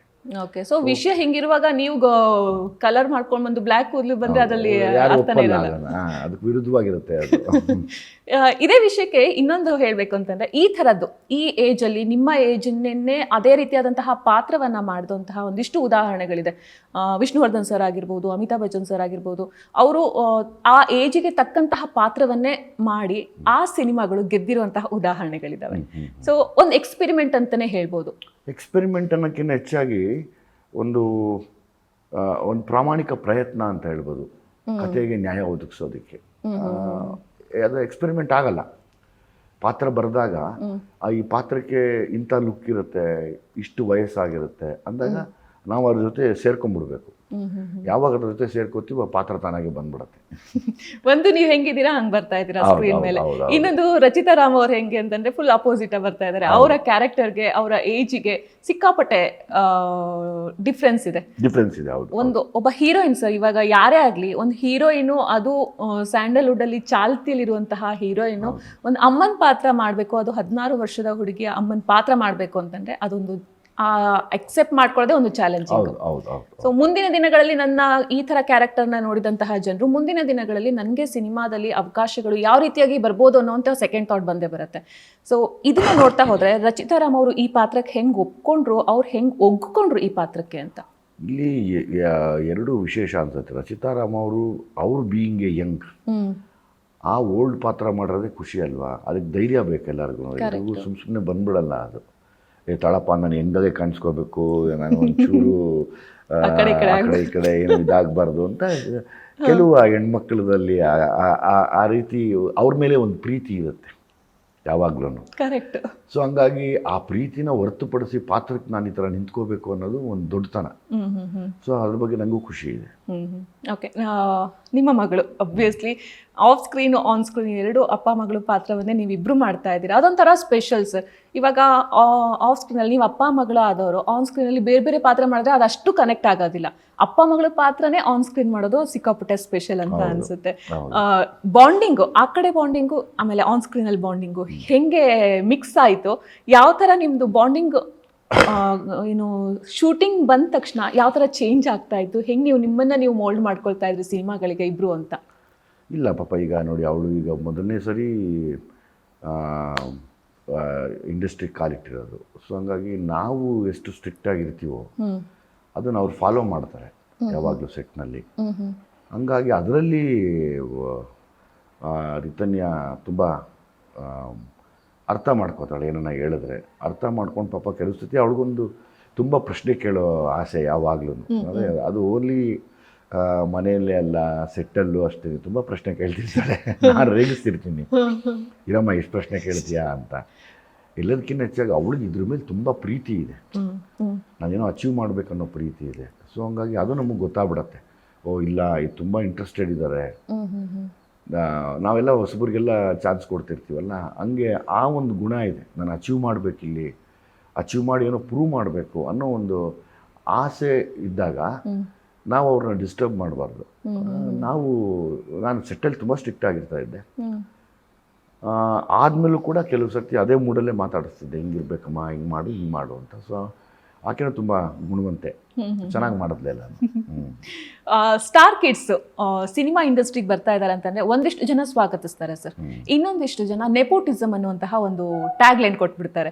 ಇಲ್ಲಿ ಏನಾಗುತ್ತೆ ಅಂತಂದ್ರೆ ಆ ಮಕ್ಕಳುಗಳಿಗೆ ಟ್ಯಾಲೆಂಟ್ ಇದೆಯೋ ಇಲ್ವೋ, ಆ ಮಕ್ಕಳು ಗುರಿ ತಲುಪೋದಕ್ಕೆ ಎಷ್ಟು ಡೆಡಿಕೇಶನ್ ಆಗಿದ್ದಾರೋ ಇಲ್ವೋ ಅನ್ನೋದನ್ನ ಯಾರು ಯೋಚನೆ ಮಾಡೋದಿಲ್ಲ. ಸ್ಟಾರ್ ಕಿಡ್ಸಾ ಸಿನಿಮಾಗೆ ಬರ್ತಾ ಇದ್ದಾರಾ ನೆಪೋಟಿಸಮ್ ಅನ್ನೋದೇ ಆದರೆ ನಾನು ಯಾಕೆ ಬೇರೆಯವ್ರಿಗೆಲ್ಲ ಹೊಸಬರಿಗೆ ಸಲಗ ಭೀಮಾಲೆಲ್ಲ ಅವಕಾಶ ಕೊಡ್ತೀನಿ? ನನ್ನ ಮಕ್ಕಳನ್ನೇ ಹಾಕೊಂಡು ಮಾಡ್ಬೋದಾಗಿತ್ತಲ್ಲ, 3 ಮಕ್ಕಳಿಗೆ ಹಾಕೊಂಡು ಎಲ್ಲರೂ ಮಾಡ್ಬೋದಾಗಿತ್ತಲ್ಲ. ಇಲ್ಲ, ಅದು ಸುಳ್ಳು. ನೆಪೋಟಿಸಮ್ ಅನ್ನೋಕ್ಕಿಂತ ಹೆಚ್ಚಾಗಿ ಈಗ ಆ ಸ್ಟಾರ್ ಮಕ್ಕಳು ಯಾರೇ ಬರಲಿ, ತಯಾರಿಯಲ್ಲಿ ಬಂದು ಬೇಸಿಕ್ ಡಿಗ್ರಿ ಮಿನಿಮಮ್ ಡಿಗ್ರಿ ಒಂದು ಆಗಿದ್ದು ಮತ್ತು ಕೆಲವು ವಿಷಯಗಳನ್ನು ಓದ್ಕೊಂಡು ಬಂದರೆ ಎಲ್ಲ ಮಕ್ಕಳು ಸರ್ವೈವ್ ಆಗ್ಬೋದು. ಇಲ್ಲಿ ಎಲ್ಲ ಮಕ್ಕಳು ಸರ್ವೈವ್ ಆಗ್ಬೋದು. ನನಗೆ ಯಾವಾಗಲೂ ಆಸೆ ಅಮ್ಮ, ನನಗೆ ಯಾವಾಗಲೂ ಈ ತುಂಬ ಒದ್ದಾಡ್ತಾ ಇರೋ ಮಕ್ಕಳು ಯಾರು ಕಂಡ್ರೂ ನಾನು ಖಂಡಿತವಾಗ್ಲೂ ಪಾತ್ರ ಮಾಡಿಸ್ತೀನಿ. ಅದು ಗಂಡು ಮಕ್ಕಳಾಗ್ಬೋದು, ಸ್ಪೆಷಲಿ ಹೆಣ್ಮಕ್ಳಾದ್ರೆ ಅಂತೂ ಬನ್ನಿಮ್ಮ ಮಾಡಿ ಅಂತೀನಿ. ನೀವು ಭೀಮಾಲ್ ನೋಡಿರ್ಬೋದು, ನಮ್ಮ ಇವ್ರನ್ನ ಇನ್ಸ್ಪೆಕ್ಟರ್ ಕ್ಯಾರೆಕ್ಟರ್ ಮಾಡಿದಾಳೆ, ಅವ್ರನ್ನ. ಇನ್ನೊಂದು ಹುಡುಗಿ ನಮ್ಮ ಸಿಕ್ಕಾಪಟ್ಟೆ ಫೇಮಸ್ ಅಲ್ವಾ ಆ ಮಗು, ಅದು ಆ ರೀಲ್ಸ್ ಎಲ್ಲ ಮಾಡ್ತಿರುತ್ತೆ, ಆಯುಷ್ ಮೇಲೆ. ನಮ್ಮ ಹೀರೋಯಿನ್ ಆಗ್ಬೋದು, ಆಮೇಲೆ ಈಗ ನಾನು ತಿರ್ಗಾ ಮಾಡ್ತೀವಿ ಸಿಟಿ ಲೈಟ್ಸ್ ಎಲ್ಲ ಆಗ್ಬೋದು. ಹೊಸ ಹೆಣ್ಮಕ್ಳಿಗೆ ಅವಕಾಶ ಕೊಟ್ಟಿದ್ದೀನಿ. ಹಂಗೆ ನೆಪೋಟಿಸಮ್ ಅನ್ನೋದಕ್ಕಿಂತ ಹೆಚ್ಚಾಗಿ ಈಗ ಅವ್ರು ಬಂದ ಮೇಲೆ ಅವ್ರು ಉಳಿಸ್ಕೊಂಡು ಹೋಗೋದು ಕೂಡ ಒಂದು ಜವಾಬ್ದಾರಿ ಆಗಿರುತ್ತೆ. ಎಂಟ್ರಿ ಆಗ್ಬಿಡ್ತಾರೆ. ಉಳಿಸ್ಕೊಂಡು ಹೋಗೋ ಕೆಪಾಸಿಟಿ ಖಂಡಿತವಾಗ್ಲೂ ರಿತನ್ಯಗೂ ಇದೆ, ಮೋನಿಷಾಗೂ ಇದೆ ಅನ್ನೋ ನಂಬಿಕೆ ನನಗಿದೆ. ಇವ್ರು ಉಳಿಸ್ಕೊಂಡು ಹೋಗ್ತಾರೆ ಗಟ್ಟಿಯಾಗಿ. ಯಾಕಂದರೆ ಇಬ್ಬರು ಅಷ್ಟೇ ಇಂಟ್ರೆಸ್ಟೆಡ್ಗಿಂತ ಹೆಚ್ಚಾಗಿ ನಾವು ಸ್ಟಾರ್ ಮಕ್ಕಳಲ್ಲ, ನಾವು ಅದನ್ನು ತಲೆಗೆ ಹಾಕ್ಕೊಳ್ಳೋದಿಲ್ಲ, ಇಲ್ಲಿ ಕೆಲಸ ಮಾಡಬೇಕು ಅನ್ನೋ ಆಸೆ ತುಂಬ ಇದೆ ಅವ್ರಿಗೆ. ಸೊ ಹಂಗಾಗಿ ಆ ಗುಣಗಳು ಕಾಣ್ತಿದೆ. ನೆಪೋಟಿಸಮ್ ಮಾಡುವಾಗಿದ್ರೆ ನಾವೇ ಎಲ್ಲ ಇರಬೇಕಾಗಿತ್ತು, ಬೇರೆ ಮಕ್ಕಳು ಯಾಕೆ ಬರ್ತಿದ್ರು ಈಗ ಅಲ್ವಾ? ಸರ್ ಅದೇ ಇನ್ ಜನರಲ್ ಆಗಿ ನಾನು ಅದನ್ನ ಕೇಳಿದ್ವಿ, ತಪ್ಪಿಲ್ಲ. ಹ್ಯಾಂಡಲ್ ಮಾಡೋದು ಕೂಡ ಪೇರೆಂಟ್ಸ್ಗಳಿಗೆ ಸ್ಟಾರ್ಸ್ ಆದ್ರೂ ಅದನ್ನ ಆ ಥರದ ಒಂದಿಷ್ಟು ವಿಷಯಗಳನ್ನ ಪೇರೆಂಟ್ಸ್ ಹ್ಯಾಂಡಲ್ ಮಾಡಬೇಕು ಅಂತಂದ್ರೆ ಅದು ನುಂಗ್ಲಾರ್ದ ತುತ್ತು ಅಂತ ಆಗ್ಬಿಡುತ್ತೆ ಸರ್. ತೊಂದರೆ ಇಲ್ಲಮ್ಮ, ಏನು ತೊಂದರೆ ಇಲ್ಲ. ನಾನು ಯಾವಾಗಲೂ ಹೇಳೋದೊಂದೇ, ಹಾರ್ಡ್ ವರ್ಕ್ ಮಾಡಿ ಅಂತ. ಬೇರೆ ಏನು ತಲೆಗೆ ಹಾಕ್ಕೋಬೇಡಿ, ಹಾರ್ಡ್ ವರ್ಕ್ ಮಾಡಿ. ನೀವು ದೇವ್ರನ್ನ ಕಾಣಬೇಕು ಅಂದರೆ ಹಾರ್ಡ್ ವರ್ಕ್ ಮಾಡಿ, ಅಲ್ಲಿ ದೇವರಿದ್ದಾನೆ, ಯಾವಾಗಲೂ ದೇವರಿದ್ದಾನೆ. ಶ್ರದ್ಧೆಯಿಂದ ಇರಿ, ಅಲ್ಲಿ ಸರಸ್ವತಿ ಒಲಿತಾಳೆ ಅಷ್ಟೇ. ನೀವು ಒಂದು ಪ್ರೆಸ್ ಮೀಟಲ್ಲೂ ಕೂಡ ನಾನು ಇಂಟ್ರೊಡ್ಯೂಸ್ ಮಾಡೋವಾಗ ಅದು ನನಗೆ ಸಿಕ್ಕಾಪಟ್ಟೆ ಎಮೋಷ್ನಲ್ ಅನಿಸುತ್ತೆ. ಯಾವ ವಿಷಯ ಅಂತಂದರೆ, ನನ್ನನ್ನು ನೀವು ಹೆಂಗೆ ಆಶೀರ್ವಾದಿಸಿದ್ರೋ, ನನ್ನ ಸಿನಿಮಾಗಳನ್ನು ನೀವು ಹೆಂಗೆ ನೀವು ಒಪ್ಕೊಂಡ್ರೋ, ಹಾಗೆ ನಿಮ್ಮ ಮೇಲೆ ಒಂದು ಧೈರ್ಯವನ್ನು ಇಟ್ಟು ನನ್ನ ಮಕ್ಕಳನ್ನ ನಾನು ಸಿನಿಮಾ ಇಂಡಸ್ಟ್ರಿಗೆ ತರ್ತಾ ಇದ್ದೀನಿ. ನನಗೆ ಯಾವ ರೀತಿಯ ಆಶೀರ್ವಾದ ಪ್ರೀತಿಯನ್ನು ಕೊಟ್ಟರು ಅದೇ ರೀತಿಯ ಆಶೀರ್ವಾದ ನನ್ನ ಮಕ್ಕಳಿಗೂ ಕೊಡಬೇಕು ಅಂತ ಆ್ಯಸ್ ಎ ಫಾದರ್ ಅಲ್ಲಿ ಕೇಳ್ಕೊಂಡಿದ್ದು ಸಿಕ್ಕಾಪಟ್ಟೆ ಎಲ್ರಿಗೂ ಅದು ಎಮೋಷ್ನಲ್ ಅಂತ ಅನಿಸ್ತು. ಅದರದ್ದು ವಿಷಯಕ್ಕೆ ಬರೋದಾಯ್ತಂದ್ರೆ ಎಷ್ಟು ಎಮೋಷ್ನಲ್ ಆಗಿದ್ದೀರಾ ಸರ್ ನಿಮ್ಮ ಮಕ್ಕಳ ವಿಷಯಕ್ಕೆ ನೀವು ಅಂತ? ಇಲ್ಲಮ್ಮ, ಅದು ಎಲ್ಲರ ತಂದೆಗೂ ಇದ್ದಿದ್ದೇನೆ. ಹೆಣ್ಮಕ್ಳು ಅಂದಾಗ ತುಂಬ ಪ್ರೀತಿ ಇರುತ್ತೆ. ಸೊ ಹಂಗಾಗಿ ಕೇಳಿಕೊಂಡೆ, ನನ್ನನ್ನು ಎಂಥ ನೋವಲ್ಲಿದ್ದಾಗಲೂ ಕಾಪಾಡಿದ್ದೀರಾ, ನನ್ನ ಮಕ್ಕಳಿಗೂ ಆಶೀರ್ವಾದ ಮಾಡಿ. ನೀವೀಗ ಎಮೋಷ್ನಲ್ ಆಗಿ ಸೊ ಒಂದು ಆಶೀರ್ವಾದ ಅನ್ನೋದು ಎಷ್ಟು ಇಂಪಾರ್ಟೆಂಟ್ ಆಗುತ್ತೆ ಸರ್ ಇವತ್ತಿನ ದಿನಗಳು? ಹೌದಮ್ಮ, ನನಗೆ ಒಂದುಮ್ಮ ಯಾವಾಗಲೂ ಎಲ್ಲ ಈಗ ಯಾರ್ಯಾರು ಬದುಕನ್ನು ಕಟ್ಕೋಬೇಕು ಅಂತ ಹೊಡೆದಾಡೋ ಹೆಣ್ಮಕ್ಳಿದಾರಲ್ಲಮ್ಮ, ಅವರೆಲ್ರಿಗೂ ಒಳ್ಳೇದಾಗಬೇಕು. ಬದುಕನ್ನ ಕಟ್ಕೋಬೇಕು ಅಂತ ಹಠ ಮಾಡಿ ನೊಂದು ಬೆಂದು ಇವತ್ತು ಹೊಡೆದಾಡ್ತಾ ಇದ್ದಾರಲ್ಲ, ಅವರೆಲ್ರಿಗೂ ಒಳ್ಳೇದಾಗಬೇಕು. ನನ್ನ ಆಸೆ ಅದೇನೆ ಯಾವಾಗಲೂ. ಅಂದರೆ ಈ ಯಾರು ಹೊಡೆದಾಡ್ತಾರೋ ಪ್ರಾಮಾಣಿಕವಾಗಿ ಅವರೆಲ್ಲರಿಗೂ ಜಯ ಸಿಗಬೇಕು. ಯಾರು ಹೊಡೆದಾಡಲ್ವೋ, ಯಾರು ಅದು ಗಂಡಾಗಲಿ ಹೆಣ್ಣಾಗಲಿ, ಯಾರು ಇನ್ನೊಬ್ಬರ ಹೆಸರನ್ನು, ಇನ್ನೊಬ್ಬರ ದುಡ್ಡನ್ನು ಅಥವಾ ಇನ್ನೊಬ್ಬರ ಆಸ್ತಿನ ಈಸಿಯಾಗಿ ಕಬಳಿಸ್ಕೊಳಕ್ಕೆ ನೋಡ್ತಾರೋ ಅವ್ರು ಯಾರಿಗೂ ಒಳ್ಳೇದಾಗಿಲ್ಲ. ಅದು ಗಂಡಾಗಲಿ ಹೆಣ್ಣಾಗಲಿ ನೀವು ನೋಡಿದ್ದೀರಾ. ಈ ನಡುವೆ ಹೆಣ್ಣುಮಕ್ಕಳು ತುಂಬ ಹೊಡೆದಾಡ್ತಾ ಇದ್ದಾರೆ ಎಲ್ಲ ಕ್ಷೇತ್ರದಲ್ಲೂ. ಅವ್ರಿಗೆಲ್ಲ ಒಳ್ಳೇದಾಗಲಿ ಅನ್ನೋ ಆಸೆ ನನಗೆ ಯಾವಾಗಲೂ. ಓಕೆ ಸರ್, ಒಂದು ಸಿನಿಮಾವನ್ನು ಮಾಡಬೇಕು ಅಂತಂದಾಗ, ಒಂದು ಸಿನಿಮಾವನ್ನು ಒಪ್ಕೋಬೇಕು ಅಂತಂದಾಗ ಇಹಪರ ಎರಡನ್ನೂ ಕೂಡ ಯೋಚನೆ ಮಾಡಬೇಕಾಗತ್ತೆ. ನೀವು ಹೇಳಿದ್ರಿ ಪೆಪ್ಪರ್ ಸಾಲ್ಟ್ ಲುಕ್ ನಿಮಗೆ ಅಷ್ಟೊಂದು ಮ್ಯಾಟರ್ ಆಗಲಿಲ್ಲ ಬಿಕಾಸ್ ಆ ಕತೆ ಅದನ್ನು ಡಿಮ್ಯಾಂಡ್ ಮಾಡಿತ್ತು ಅಂತಂದು. ಸೊ ಇಷ್ಟು ವರ್ಷಗಳ ಜರ್ನಿಯಲ್ಲಿ ನೀವು ಸಿನಿಮಾಗಳನ್ನು ಒಪ್ಕೊಂಡಿದ್ದಾಗಿರಬಹುದು, ನೀವು ಕತೆಗಳನ್ನು ಕೇಳುವಂತಹ ಒಂದಿಷ್ಟು ಪ್ರಾಸೆಸ್ ಆಗಿರಬಹುದು, ಅದನ್ನು ನಿಮ್ಮನ್ನು ಇಲ್ಲಿವರೆಗೂ ತಂದು ನಿಲ್ಲಿಸೋದಕ್ಕೆ ಹೇಗೆ ಮೌಲ್ಡ್ ಮಾಡ್ತು ಅಂತ? ಅದೇ ತುಂಬ ಪೆಟ್ಟು ಬಿದ್ದಾಗ ಮಾತ್ರ ಗೊತ್ತಾಗುತ್ತೆ ಇನ್ನೊಂದ್ಸರಿ ಪೆಟ್ಟು ಬೀಳಬಾರ್ದು ನನಗೆ ಅಂತ. ಅಂದರೆ ಮನುಷ್ಯ ಕೆಲವು ಸರಿ ನಡೀತಾ ಎಡುತ್ತಾನೆ, ಇನ್ನೊಂದ್ಸರಿ ಎಡಬಾರ್ದು ಅಂದ್ಕೊಂಡು ಹುಷಾರಾಗಿರ್ತಾನೆ. ಆದರೆ ಕೆಲವು ಸರಿ ಅವನು ಹುಷಾರಾಗಿ ನಡಿಬೇಕಾದ್ರೇ ಎಷ್ಟೋ ಸರಿ ತಳ್ಳಿಬಿಡ್ತಾರೆ, ಆ ಕೆಳಗೆ ಬಿದ್ದು ಹೋಗ್ತಾನೆ ಮುಗ್ಗಿಸ್ಕೊಂಡು. ಆ ಥರ ತುಂಬ ಸರಿ ಬಿದ್ದು ಎದ್ದು ಈಗ ಹುಷಾರಾಗ್ಬಿಟ್ಟಿದ್ದೀವಿ. ಹಿಂದೆ ಮುಂದೆ ಯಾರು ಇಲ್ವಾ, ಹುಷಾರಾಗಿ ಹೋಗೋಣ ಅಂತ ಎಲ್ಲ ಕಡೆ. ಹೌದು, ಅಲ್ಲ ಅದು ಪ್ರತಿಯೊಬ್ಬರಿಗೂ ಈ ಬದುಕು ಅನ್ನೋದು ಹೇಗೆ ಅಂದರೆ, ನೀವು ಬ್ಯಾಂಗ್ಳೂರಿನಲ್ಲಿ ಇರುವಂಥ ಈ ಟ್ರಾಫಿಕಲ್ಲಿ ನೀವು ಇಷ್ಟು ಗಂಟೆ ಇಷ್ಟು ನಿಮಿಷಕ್ಕೆ ಒಂದು ಜಾಗಕ್ಕೆ ಮುಟ್ಟಬೇಕು ಅಂದ್ಕೊಂಡಾಗ ಎಷ್ಟು ಸೇಫಾಗಿ ಹೋಗ್ತೀರಾ ಒಂದು ಟೂ ವೀಲರಲ್ಲಿ, ಎಷ್ಟು ಸೇಫಾಗಿ ಹೋಗ್ತೀರಾ, ಅದು ಕೆಟ್ಟೋಗಿರೋ ಟೂ ವೀಲರಲ್ಲಿ. ಎಲ್ಲ ಕಡೆಯಿಂದನೇ ಚಾಲೆಂಜಸ್ ಅಲ್ವಮ್ಮ. ಎಷ್ಟು ಸೇಫಾಗಿ ಹೋಗ್ತೀರಾ ಅನ್ನೋದೇ ನಿಜವಾದ ಲೈಫು, ನಿಜವಾದ ಸೇಫ್ಟಿ ಮತ್ತು ನಿಜವಾದ ಅಚೀವ್ಮೆಂಟು. ಯಾಕಂದರೆ ಎಲ್ಲರ ಬದುಕು ನೆಟ್ಟಿಗಿಲ್ಲ, ಎಲ್ಲರ ಬದುಕು ಕೆಟ್ಟೋಗೇ ಇರುತ್ತೆ. ಆ ಕೆಟ್ಟೋಗಿರೋದು ಹಿಡ್ಕೊಂಡು ನಾನು ಹೋಗಿ ಆ ಡೆಸ್ಟಿನಿ ರೀಚ್ ಮಾಡಬೇಕು ಅನ್ನೋದೇ ನಮ್ಮ ಟಾರ್ಗೆಟ್ ಆಗಿದ್ದಾಗ ಎಷ್ಟು ಹುಷಾರಾಗಿರ್ಬೇಕು ಹೇಳಿಲ್ಲ. ಗಾಡಿ ನಿಂತೋಗ್ಬಿಡುತ್ತೆ, ಅಯ್ಯೋ ಗಾಡಿ ನಿಂತೋಗ್ಬಿಡುತ್ತೆ. ಅದು ಇಷ್ಟು ಚಾಲೆಂಜಿಂಗ್ ಆಗಿದೆ ಲೈಫ್ ಇವಾಗ. ಹೌದಲ್ವಾ? Correct sir. ನೀವು ಹೇಳೋ ಮಾತು ನಂಗೆ ಯಾವಾಗಲೂ ನೆನಪಾಗುತ್ತೆ. ನೀವು ಯಾವಾಗಲೂ ಹೇಳ್ತೀರಿ ಒಂದಿಷ್ಟು ನೋವುಗಳೇ ನನ್ನನ್ನು ಶೇಪ್ ಮಾಡ್ತು ಅಂತಂದು. ಹಾಗಾದ್ರೆ ಲೈಫಲ್ಲಿ ಗ್ರೋತ್ ಆಗಬೇಕು ಅಂತಂದ್ರೆ ಆ ನೋವುಗಳು ಇರಲೇಬೇಕಾ, ನಾವು ಸಫರ್ ಪಡಲೇಬೇಕಾ? ಹೌದು. ಅಲ್ಲ ಪಾಪ ಎಲ್ರಿಗೂ ಆ ಥರ ಆಗೋದು ಬೇಡ. ಅಂದರೆ ಕೆಲವರಿಗೆ ನನಗನ್ಸುತ್ತೆ ಅವ್ರ ಲೈಫ್ ಜರ್ನಿಲೇ ಬಂದ್ಬಿಡತ್ತೆ. ಕೆಲವ್ರಿಗೆ ಹಣೆ ಬರದಲ್ಲಿರುತ್ತೆ, ಕೆಲವರಿಗೆ ವಿಧಿ ಆಡಿಸ್ತಾ ಇರುತ್ತಂಗೆ. ಸೊ ಎಲ್ಲದನ್ನು ಮೀರಿ ನಾನು ಗೆಲ್ಲಬೇಕು, ನಾನೇನು ಅಂತ ತೋರಿಸ್ಬೇಕು ಅನ್ನೋ ಹಠ ಇದ್ದಾಗ ಮಾತ್ರ ನಾವೇನು ಅಂತ ತೋರ್ಸೋಕ್ಕೆ ಸಾಧ್ಯ. ಇಲ್ಲದೇ ಇದ್ರೆ ನಾವು ತೋರ್ಸೋಕ್ಕಾಗಲ್ಲ, ತೋರ್ಸೋಕ್ಕಾಗೋದಿಲ್ಲ. Correct. So coming back to land lord, Raj B Shetty ಅವರು ಒಂದು ಸರ್ಪ್ರೈಸ್ ಆಗಿ ನಮಗೆ ಕಾಣಿಸ್ಕೊಂಡ್ಬಿಡ್ತಾರೆ. ಸೊ ಯಾಕಂತಂದ್ರೆ ಇವತ್ತಿನ ದಿನಗಳಲ್ಲಿ ರಾಜ್ ಬಿ ಶೆಟ್ಟಿ ಅವರು ಒಬ್ಬ ವರ್ಸಿಟೈಲ್ ಆಕ್ಟರ್ ಅಂತಂದು ತಮ್ಮನ್ನ ತಾವು ಶೋಕೇಸ್ ಮಾಡ್ಕೊಂಡಿದ್ದಾರೆ. ಅದಾದ್ಮೇಲೆ ಅವರು ಎಲ್ಲರೂ ಥರ ಥಿಂಕ್ ಮಾಡುವಂತಹ ಒಂದಿಷ್ಟು ಕ್ಯಾರೆಕ್ಟರ್ನ ಅವ್ರು ಮಾಡೋದಿಲ್ಲ. ಸಿಕ್ಕಾಪಟ್ಟೆ ಎಲ್ಲರೂ ಥಿಂಕ್ ಮಾಡೋ ನೆಕ್ಸ್ಟ್ ಲೆವೆಲ್ಗೆ ಹೋಗ್ಬಿಟ್ಟು ಆ ಥರದ ರೀತಿಯಾದಂತಹ ಒಂದು ಕ್ಯಾರೆಕ್ಟರು ಸ್ಟೋರಿನ ಆಯ್ಕೆ ಮಾಡ್ಕೊಳ್ತಾರೆ. ಸೊ ನೈಜತೆ ಅಂತಂದ್ರೆ ನಾವು ರಾಜ್ ಬಿ ಶೆಟ್ಟಿ ಅಂತ ಹೇಳ್ಬೋದು. ಈ ಕಡೆ ಶಕ್ತಿಯುತವಾದಂತಹ ಆಕ್ಟಿಂಗು ನಿಮ್ದು. ಇವೆರಡು ಕಾಂಬಿನೇಷನ್ ಲ್ಯಾಂಡ್ ಲಾರ್ಡಲ್ಲಿ ಹೇಗೆ ವರ್ಕೌಟ್ ಆಗುತ್ತೆ ಅಂತ? ರಾಜ್ ಬಿ ಶೆಟ್ಟಿ ಅವರು ಅಂದರೆ ಏನು ಹೇಳೋದು, ಆ ಮನುಷ್ಯ ಆ ಸಿನಿಮಾನ ಒಂದು ತಪಸ್ಸಾಗಿ ತಗೊಂಡಿದ್ದಾರೆ, ಏನೋ ಅಚೀವ್ ಮಾಡಬೇಕು ಅಂತ. ಅದು ಒಂದು ವಿಶೇಷದ ಗುಣ ಅವರಲ್ಲಿ, ಅದು ಖುಷಿ ಅನಿಸುತ್ತೆ. ಮತ್ತು ಅವರ ಕಾಂಬಿನೇಷನ್ ನಿಂತಾಗಂತೂ ನಾವಿಬ್ಬರು ತುಂಬ ಎಂಜಾಯ್ ಮಾಡಿದ್ವಿ ಪಾತ್ರನ. ಅಂದರೆ ಅದು ಏನು ಅಂತ ಹೇಳಲ್ಲ, ಬಟ್ ಇಬ್ಬರು ನಿಂತಾಗ ನಾನು ಹಿಂಗೆ ಮಾತಾಡ್ತೀನಿ ಶೆಟ್ರೆ, ನೀವು ಹಂಗೆ ಮಾತಾಡ್ತೀರ, ಸಕ್ಕದಾಗಿದೆ, ಬನ್ನಿ ಮಾಡೋಣ, ಸಕ್ಕದಾಗಿರುತ್ತೆ, ನಾನು ಹಿಂಗೆ ಮಾಡ್ತೀನಿ, ನೀವು ಹಂಗೆ ಮಾಡಿ ಅಂತ ಒಬ್ರಿಗೊಬ್ರು ಮಾತಾಡಿಕೊಂಡು, ಇಬ್ರಿಗೂ ಈಗೋ ಇಲ್ಲ, ನಮ್ಮಿಬ್ಬರಲ್ಲೂ ಈಗೋ ಇಲ್ಲ. ಸರ್ ಅದೊಂದು ನನಗೆ ಸಿಕ್ಕಾಪಟ್ಟೆ ಒಂದು ಈಗೋ ಅನ್ನೋದು ನಾವು ಒಬ್ಬ ಆ್ಯಕ್ಟರ್ನ ಎಷ್ಟು ಮಟ್ಟಿಗೆ ಚೇಂಜ್ ಮಾಡಿಬಿಡತ್ತೆ ಸರ್? Not only an actor, ego ಅನ್ನೋದು ಮನುಷ್ಯನೇ ಚೇಂಜ್ ಮಾಡಿಬಿಡತ್ತೆ, ಆ್ಯಕ್ಟ್ರಿಗೆ ಅಂತ ಅಲ್ಲಮ್ಮ. ಈಗೋ ಅನ್ನೋದು ಇದ್ದರೆ ಮುಗಿದೋಯ್ತು ಮನುಷ್ಯ, ಅವನಲ್ಲೇ ನಿಂತೋಗಿರ್ತಾನೆ, ಗೊತ್ತಾಗಲ್ಲ ಅವನಿಗೆ. ಅವ್ನು ಅನ್ಕೋತಾನೆ ನಾನು ಅಲ್ಲಿದ್ದೀನಿ, ಫಸ್ಟ್ ಇದ್ದೀನಿ ರೇಸಲ್ಲಿ ಅಂತ. ದೇವರನ್ನೇ ಅವ್ನು ರೇಸಲ್ಲಿ ಇರಲ್ಲ, ಅವ್ನು ಈಗೋಲ್ಲೇ ಇರ್ತಾನೆ ಅಷ್ಟೇ.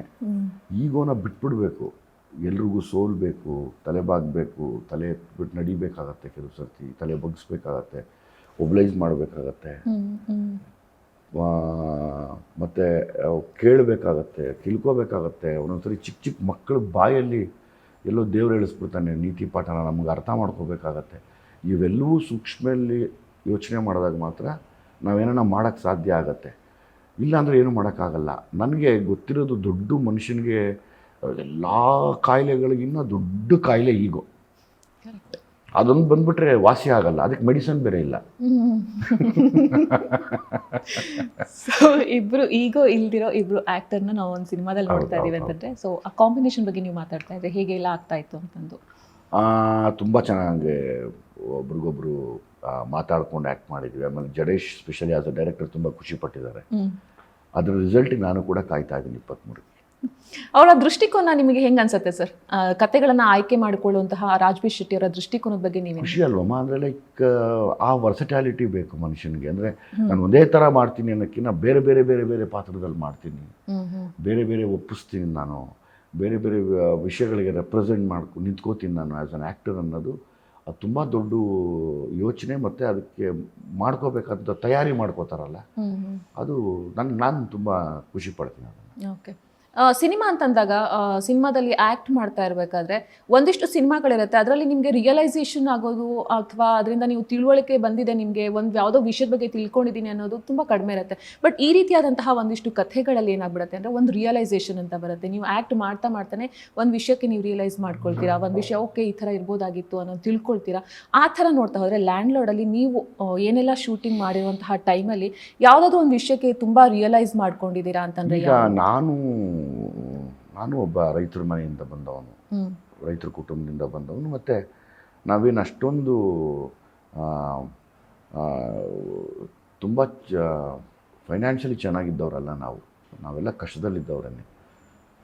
ಸ್ಪೆಷಲಿ ಲ್ಯಾಂಡ್ ಲಾರ್ಡ್ ಪಾತ್ರ, ರಾಚಗಿನ ಪಾತ್ರ ಮಾಡಿದಾಗ ನಾವು ಒಂದಷ್ಟು ನೋಡಿದ್ವಿ, ಕೇಳಿದ್ವಿ, ಅನುಭವಿಸಿದ್ವಿ. ಈಗ ಅದು ನಮಗೆ ಪಾತ್ರ ಮಾಡ್ತಾ ಮಾಡ್ತಾ ಅನಿಸ್ತು, ಅಯ್ಯೋ ಪಾಪ ರೈತರು ಎಷ್ಟೆಲ್ಲ ಅನುಭವಿಸಿದಾರಲ್ವಾ, ಛೇ ದೇವರೇ ಅಂತ.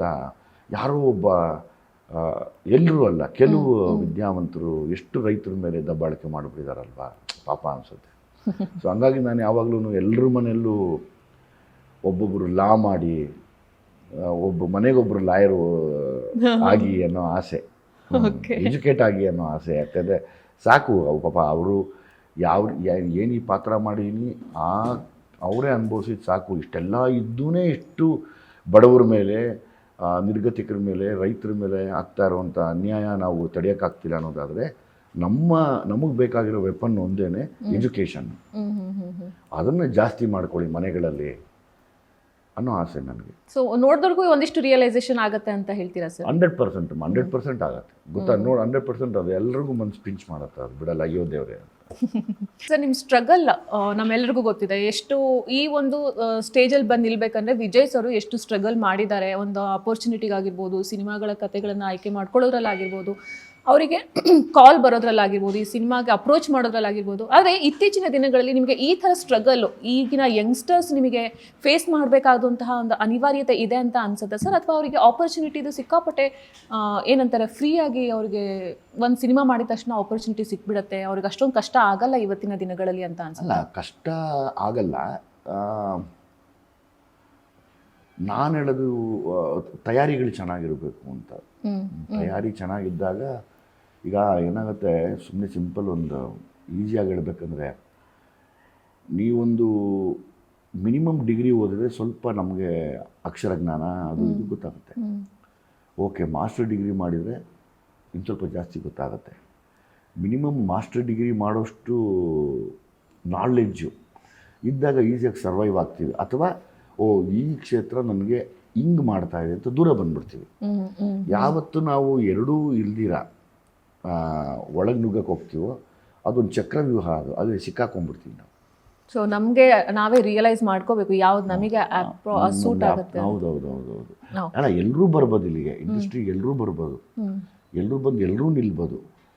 ಇಲ್ಲಿ ಒಂದೇ ಬೇಕಾಗಿರೋದು ಎಜುಕೇಷನ್ ತುಂಬ ಇಂಪಾರ್ಟೆಂಟ್ ಆಗುತ್ತೆ. ನೀವು ಯಾವಾಗ ಫಾರ್ ಎಕ್ಸಾಂಪಲ್ ಈಗ ನಾನೊಂದು ಆ್ಯಕ್ಟ್ರ್ ಆಗ್ತೀನಿ ಅಂತ ಅಂದಾಗ ಒಂದು ಮಿನಿಮಮ್ ಡಿಗ್ರಿ ಮಾಡಿಕೊಂಡು ನಿಮ್ಗೊಂದು ನಾಲೆಡ್ಜ್ ಇದ್ದು ಈ ಎದುರುಗಡೆ ಇರೋ ವ್ಯಕ್ತಿ ನನಗೆ ನಿಜ ಹೇಳ್ತಾ ಇದ್ದಾನೆ, ಸುಳ್ಳು ಹೇಳ್ತಾ ಇದ್ದಾನೆ, ಅವಕಾಶ ಕೊಡ್ತೀನಿ ಅಂತ, ಅಥವಾ ಯಾಮಾರಿಸ್ತಾ ಇದ್ದಾನೆ, ಇಷ್ಟು ಮೂರು ನಿಮಗೆ ಗೊತ್ತಾದರೆ ಜಡ್ಜ್ ಮಾಡ್ತೀರ. ಇಲ್ಲೆಲ್ಲ ಬರೀ ಯಾಮಾರಿಸೋರೇ ಜಾಸ್ತಿ, ಮೋಸ ಮಾಡೋರೇ ಜಾಸ್ತಿ. ಇದು ಎಲ್ಲ ಕ್ಷೇತ್ರದಲ್ಲೂ ಹಿಂಗಾಗತ್ತಲ್ಲ? ಹೌದೌದೌದು. ನಂಬಿಕೆ ದ್ರೋಹ ಮಾಡೋರೇ ಜಾಸ್ತಿ. ಈ ಮಧ್ಯೆ ನಿಮ್ಗೆ ಆ ತಾಳ್ಮೆ ಬರಬೇಕು ಅಂದರೆ ಮಿನಿಮಮ್ ಡಿಗ್ರಿ, ಇನ್ನೂ ಚೆನ್ನಾಗಿ ಮಾಡಬೇಕಂದ್ರೆ ಮ್ಯಾಕ್ಸಿಮಮ್ ಮಾಸ್ಟರ್ ಡಿಗ್ರಿ. ಓಕೆ, ನಿಮ್ಮ ಇಷ್ಟು ವರ್ಷದ ಕರಿಯರಲ್ಲಿ ನೀವು ಒಂದು ಸ್ವಲ್ಪ ಹಿಂದೆ ತಿರುಗಿ ನೋಡಿದ್ರೆ ಆ ಒಂದು new comer Vijay, struggle ಮಾಡ್ತಿದ್ದಂತಹ Vijay ಮೇಲೆ ನಿಮಗೆ ತುಂಬ ಗೌರವ ಅನ್ಸುತ್ತಾ? ಅಥವಾ ಈಗ ಫುಲ್ಲಿ ಎಸ್ಟಾಬ್ಲಿಷ್ ಆಗಿ ಒಂದು ಪ್ಲೇಸಲ್ಲಿ, ಒಂದು ಸೆಕ್ಯೂರ್ ಪ್ಲೇಸಲ್ಲಿ ಬಂದು ನಿಂತಿರುವಂತಹ ವಿಜಯ್ ಮೇಲೆ ನಿಮಗೆ ಸಿಕ್ಕಾಪಟ್ಟೆ ಅವನು ತುಂಬ ಅಯ್ಯೋ ಅನ್ನಿಸ್ತಾನೆ ನನಗೆ. ಸ್ಟ್ರಗಲ್ ಮಾಡೋದು ವಿಜಯ್ ತುಂಬ ಅಯ್ಯೋ ಅನ್ನಿಸ್ತಾನೆ. ಯಾಕಂದರೆ ಅವಾಗಷ್ಟು ನಮಗೆ ಇಷ್ಟು ಜ್ಞಾನ ಇರಲಿಲ್ಲ, ಅಂದರೆ ಇಷ್ಟು ಐಡಿಯಾ ಇರಲಿಲ್ಲ. ಮತ್ತು ಅವತ್ತು ಏನೋ ನಮ್ಮ ಹಣೆ ಬರದಲ್ಲಿ ಬರೆದಿತ್ತು, ಬಂದ್ಬಿಟ್ವಿ. ಈಗ ನಾವೆಲ್ಲ ಅದನ್ನು ಬದಲಾಯಿಸ್ಕೊಂಡು ಹೋಗದೆ ಹೋದರೆ ಕಷ್ಟ ಆಗುತ್ತೆ ಅಂತೇಳಿ ಅವನ ಮೇಲೆ ಅಯ್ಯೋ ಅನ್ಸುತ್ತೆ ನನಗೆ ಯಾವಾಗಲೂ. ನೆನಪಿಸ್ಕೊಳ್ತಾ ಇರ್ತೀರಾ ಸರ್? ತುಂಬ ನೆನೆಸ್ಕೋತೀನಿ. ತುಂಬ ಅಯ್ಯೋ ಅನ್ನಿಸ್ತಾನೆ ಅವನು, ತುಂಬ ಅಯ್ಯೋ ಅನ್ನಿಸ್ತಾನೆ. ಯಾವ ಒಂದು ಸ್ಟೆಪ್ ನಿಮಗೆ ಆ ಸ್ಟೆಪ್ ತಗೊಂಡಿರಲಿಲ್ಲ? ನಾನು ತಯಾರಿ ವಿಷಯದಲ್ಲಿ ಏನು ಮಾಡ್ಕೊಂಡಿದ್ದೆ, ನಾನು ಒಂದು ಪ್ರಾಪರ್ ಒಂದು ರಂಗಭೂಮಿಗೆ ಸೇರಿರಲಿಲ್ಲ. ಸೇರಬೇಕಾಗಿತ್ತು. ನಾನು ಒಂದು ರಂಗಭೂಮಿಯಿಂದ ಬಂದಿದ್ದರೆ ನನಗೆ ಬೇಕಾ ಬೇಡವಾ ಅಂತ ಅವತ್ತೇ ನಿರ್ಧಾರ ಮಾಡಿಬಿಡ್ತಿದ್ದೆ. ಅದನ್ನೆಲ್ಲ ಬಿಟ್ಟು ಬಂದ್ಬಿಟ್ಟೆ. ಆಮೇಲೆ ಅದ್ರ ಮೇಲೆ ಜಾಸ್ತಿ ಗೌರವ ಆಯಿತು. ಅಯ್ಯೋ ದೇವರೇ, ಎಂಥ ದೊಡ್ಡ ಜ್ಞಾನದ ಪೀಠ ಅಲ್ವಾ ಅದು ರಂಗಭೂಮಿ ಶಾಲೆ ಅನ್ನೋದು. ನಾನು ಅಲ್ಲಿ ಕಲಿಲ್ವಲ್ಲ ಅಂದ್ಬಿಟ್ಟು ಈಗ ರಂಗಭೂಮಿ ಕಲಾವಿದರು ಸಿಕ್ಕಿದ್ರೆ ಅವ್ರಿಗೆಲ್ಲ ಅವಕಾಶ ಕೊಡೋದು, ನಾನು ಅವ್ರ ಜೊತೆ ಸೇರಿ ನನಗೇನ ಹೇಳ್ಕೊಡಿ ಅನ್ನೋದು, ಇದೆಲ್ಲ ಮಾಡ್ತಾ ಇದ್ದೆ. ಓಕೆ, ಸೊ ನಾ ಅದೇ ಅನ್ಬೇಕಂದ್ರೆ ಶಿಶಿರ್ ಕೂಡ, ಅವರು ಕೂಡ ರಂಗಭೂಮಿ ಶಿಶಿರ್ ಅವನು ಹುಟ್ಟು ಮಗುವಿಂದ ಥಿಯೇಟರ್ ಎಷ್ಟು ಏನು ಹೇಳ್ತಾರೆ, ಶಿಶಿರ್ ಮಾತಿನಲ್ಲೇ ಎಷ್ಟು ಚೆನ್ನಾಗಿ ಮೆಚ್ಯೂರಿಟಿ ಇದೆ. ಮತ್ತು ತಾನು ಏನು ಸಾಧನೆ ಮಾಡ್ತೀನಿ, ಮಾಡಬೇಕು, ಮಾಡ್ತಾನೆ ಅನ್ನೋದೆಲ್ಲ ಕಾಣುತ್ತೆ ಅಲ್ಲಿ. ನನಗೆ ತುಂಬ ಪರ್ಸ್ನಲಿ ತುಂಬ ಇಷ್ಟ ಆದಂಥ ವ್ಯಕ್ತಿ ಶಿಶಿರ್ ನನಗೆ. ಯಾಕೆ ಹಾಗಾದರೆ ನೀವು ಅನ್ನೋ ಮಟ್ಟಿಗೆ ರಂಗಭೂಮಿ ಅನ್ನೋದು ನಮಗೆ ಸಿನಿಮಾ ರಂಗದಲ್ಲಿ ಸ್ಟಿಕ್ ಆನ್ ಆಗೋದಕ್ಕೆ ತುಂಬಾ ಹೆಲ್ಪ್ ಮಾಡುತ್ತೆ ಅಂತನಾ? ಹೌದಮ್ಮ. ಇಲ್ಲೇನಾಗಿದೆ ಗೊತ್ತಾ, ಸುಮಾರು ಜನ ಆ ತಾಳ್ಮೆ ಇಲ್ಲ. ಆ ತಾಳ್ಮೆ ಇಲ್ಲ. ಯಾರೋ ಒಂದು ಈಗಂತೂ ಒಂದಷ್ಟು ಫೇಕ್ ನಟನಾ ಶಾಲೆಗಳು ಓಪನ್ ಆಗ್ಬಿಟ್ಟಿದೆ, ತುಂಬ ಆಗ್ಬಿಟ್ಟಿದೆ ಸರ್. ಅಲ್ಲಿ ಹೋಗ್ತವೆ, ಅಲ್ಲಿ ಬಂದಮೇಲೆ ನಮ್ಮನ್ನೆಲ್ಲ ನೋಡ್ತವೆ, ನಾನು ಯಾಕೆ ಆ್ಯಕ್ಟರ್ ಆಗಬಾರ್ದು, ನಾನು ಯಾಕೆ ಡೈರೆಕ್ಟರ್ ಆಗಬಾರ್ದು, ನಾನು ಯಾಕೆ ಇನ್ನೊಂದೇನು ಆಗಬಾರ್ದು ಅಂದ್ಬಿಟ್ಟು ಏಕ್ದಮ್ ಅತಿ ಆಸೆ ಪಟ್ಟು ಗೊತ್ತಾಗದಿರೋ ಜೀವನ ಹಾಳು ಮಾಡ್ಕೊತಾ ಇದ್ದಾರೆ. ಇಲ್ಲಿ ಬೇಕಾಗಿರೋದು ನನಗೆ ಗೊತ್ತಿರೋಂಗೆ ಫಸ್ಟು ರಂಗಭೂಮಿ ತರಬೇತಿ ಇರಬೇಕು. ರಂಗಭೂಮಿ ತರಬೇತಿ ಇರಬೇಕು ಅಂದರೆ ಎಜುಕೇಷನ್ ಇರಬೇಕು. ಎಜುಕೇಷನ್ ಇಟ್ಕೊಂಡು ರಂಗಭೂಮಿ ತರಬೇತಿ ಪಡೆದು ಆಮೇಲೆ ನಿಮ್ಗೆ ರಂಗಭೂಮಿ ಬದುಕನ್ನು ಕಲಿಸುತ್ತೆ. ಅವಾಗ ಡಿಸೈಡ್ ಮಾಡಬೇಕು ನಾನು ಸಿನಿಮಾಗೆ ಬರಬೇಕಾ ಇಲ್ವಾ ಅಂತ. ಇಷ್ಟು ಪ್ರೋಸೆಸ್ ಇದೆ. ಇಷ್ಟು ಯಾರು ಮಾಡ್ತಾ ಇದ್ದಾರೆ ಇವತ್ತು? ಎಲ್ರಿಗೂ ಇಮಿಡಿಯೇಟ್ ಆಗಿ ಸಕ್ಸಸ್ ಬೇಕು, ಇಮಿಡಿಯೇಟ್ ಆಗಿ ಮೂವಿ ಚಾನ್ಸ್ ಸಿಗಬೇಕು. ಎಲ್ಲ ಫಾಸ್ಟ್ ಫುಡ್ ಥರ ಇವತ್ತು.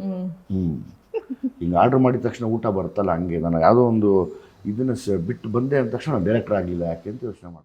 ಇತ್ತೀಚಿನ ದಿನಗಳಲ್ಲಿ ನಮ್ಮ ಇಂಡಸ್ಟ್ರಿಯಲ್ಲಿ, ಕನ್ನಡ ಇಂಡಸ್ಟ್ರಿಯಲ್ಲಿ ಮೇನ್ ಆಗಿ ನಾನು ನೋಡ್ತಾ ಇರೋದು ಸಿಕ್ಕಾಪಟ್ಟೆ ಕ್ರಿಯೇಟಿವ್ ಅಂತ ಯಾರು ಅನ್ನಿಸ್ತಾರೆ ಸರ್? ಈ ಜನ್ರೇಷನ್ ಆ್ಯಕ್ಟರ್ಗಳಾಗಿರ್ಬೋದು, ಆ್ಯಕ್ಟ್ರೆಸ್ಗಳಾಗಿರ್ಬೋದು, ಸ್ವಲ್ಪ ಕ್ರಿಯೇಟಿವ್ ಆಗಿ ಯೋಚನೆ ಮಾಡ್ತಾ ಇದ್ದಾರೆ. ಕ್ರಿಯೇಟಿವ್ ಆಗಿ ನಿರ್ದೇಶಕರು ಕೂಡ ನಾನು ಹೇಳ್ತಾ ಇರೋದು, ಕ್ರಿಯೇಟಿವ್ ಆಗಿ ಯೋಚನೆ ಮಾಡಿ ಕತೆಗಳನ್ನು ತರ್ತಾ ಇದ್ದಾರೆ. ಈಗ ಬೆಸ್ಟ್ ಎಕ್ಸಾಂಪಲ್ ಈ ಸೂ ಫ್ರಮ್ ಸೋ ಅಂಡ್ ಕಾಂತಾರ, ಎರಡು ಕ್ರಿಯೇಟಿವ್ ಆಗಿದೆ, ಸೂಪರ್ ಆಗಿದೆ. ಸೊ ಆ ಕ್ರಿಯೇಟಿವಿಟಿ ಎಷ್ಟು ಒಟ್ಟಿಗೆ ವರ್ಕೌಟ್ ಆಗುತ್ತೆ ಸರ್ ಸ್ಯಾಂಡಲ್ವುಡ್? ಅವ್ರ ತಾಳ್ಮೆ ಅಲ್ವಾ ಅವ್ರ ಕ್ರಿಯೇಟಿವಿಟಿ ಕೊಟ್ಟಿದ್ದು. ಸೂ ಫ್ರಮ್ ಸೋನು ತುಂಬ ತಯಾರಿ ಮಾಡಿದ್ದಾರೆ.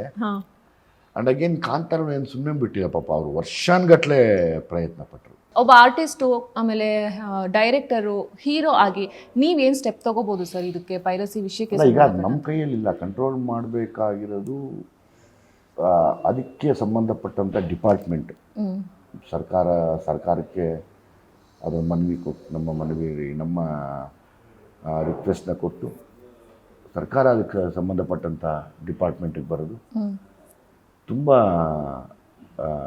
ಸೀರಿಯಸ್ ಆಗಿ ಮ್ಯಾಟ್ರನ್ನ ಕೈಗೆ ತೊಗೊಂಡ್ರೆ ಪೈರಸಿ ನಿಲ್ಲಿಸ್ಬೋದು ಅಂತ ನಾನು ಅನ್ಕೊಂಡು. ಎಲ್ಲ ಒಗ್ಗಟ್ಟಾಗಿ ಒಂದು ಇದಕ್ಕೆ ಅಂತ ಒಂದು ಹೋರಾಟ ಮಾಡ್ಬೋದಪ್ಪ ಅಂತ. ಖಂಡಿತವಾಗ್ಲೂ ಮಾಡ್ಬೋದು, ಖಂಡಿತವಾಗ್ಲೂ ಮಾಡ್ಬೋದು. ಓಕೆ, ಒಂದಿಷ್ಟು ರ್ಯಾಪಿಡ್ ಫೈರ್ ಕ್ವೆಶನ್ಸ್ ಇದೆ ಸರ್. ನಿಮ್ಮ ಲೈಫಲ್ಲಿ ಯಾವುದೋ ಒಂದನ್ನು ನೀವು ತುಂಬ ಲೇಟಾಗಿ ಕಲ್ತ್ಕೊಂಡ್ಬಿಟ್ಟೆ ಅಂತಂದರೆ ಅದು ಯಾವುದು? ವಿದ್ಯೆ. ಫಿಯರ್ ಆರ್ ರಿಗ್ರೆಟ್, ನಿಮ್ಮನ್ನು ಜಾಸ್ತಿ ಮೋಟಿವೇಟ್ ಮಾಡೋದು ಯಾವುದು ಸರ್? ನಾನು ಯಾವುದಕ್ಕೂ ಎದುರಿಲ್ಲ, ಯಾವುದಕ್ಕೂ ರಿಗ್ರೆಟ್ ಮಾಡ್ಕೊಳ್ಳಲ್ಲ. ನನಗೆ ಗೊತ್ತಿರೋದೊಂದೇ, ನಾಳೆ ಏನು ಅದನ್ನು ನೋಡು ಅಂತ. ಓಕೆ, ಫ್ರೀಡಮ್ ಅಂದರೆ ಅಕಾರ್ಡಿಂಗ್ ಟು ವಿಜಯ್ ಸರ್ ಏನು? ಫ್ರೀಡಮ್ ಅಂದರೆ ಯಾರ ತೆಕ್ಕೆಯಲ್ಲೂ ಸಿಕ್ಕಾಕೊಳ್ಳೋದಿರ, ಯಾರ ಏನು ಹೇಳ್ತಾರೆ ಎದುರಿಸ್ತಾರೆ ಗೊತ್ತಾ, ನೀನು ಹಂಗೆ ಮಾಡಿಬಿಡ್ತೀನಿ, ಹಿಂಗೆ ಮಾಡಿಬಿಡ್ತೀನಿ, ಮೀಡಿಯಲ್ಲಿ ಬಂದು ಹೇಳ್ಬಿಡ್ತೀನಿ.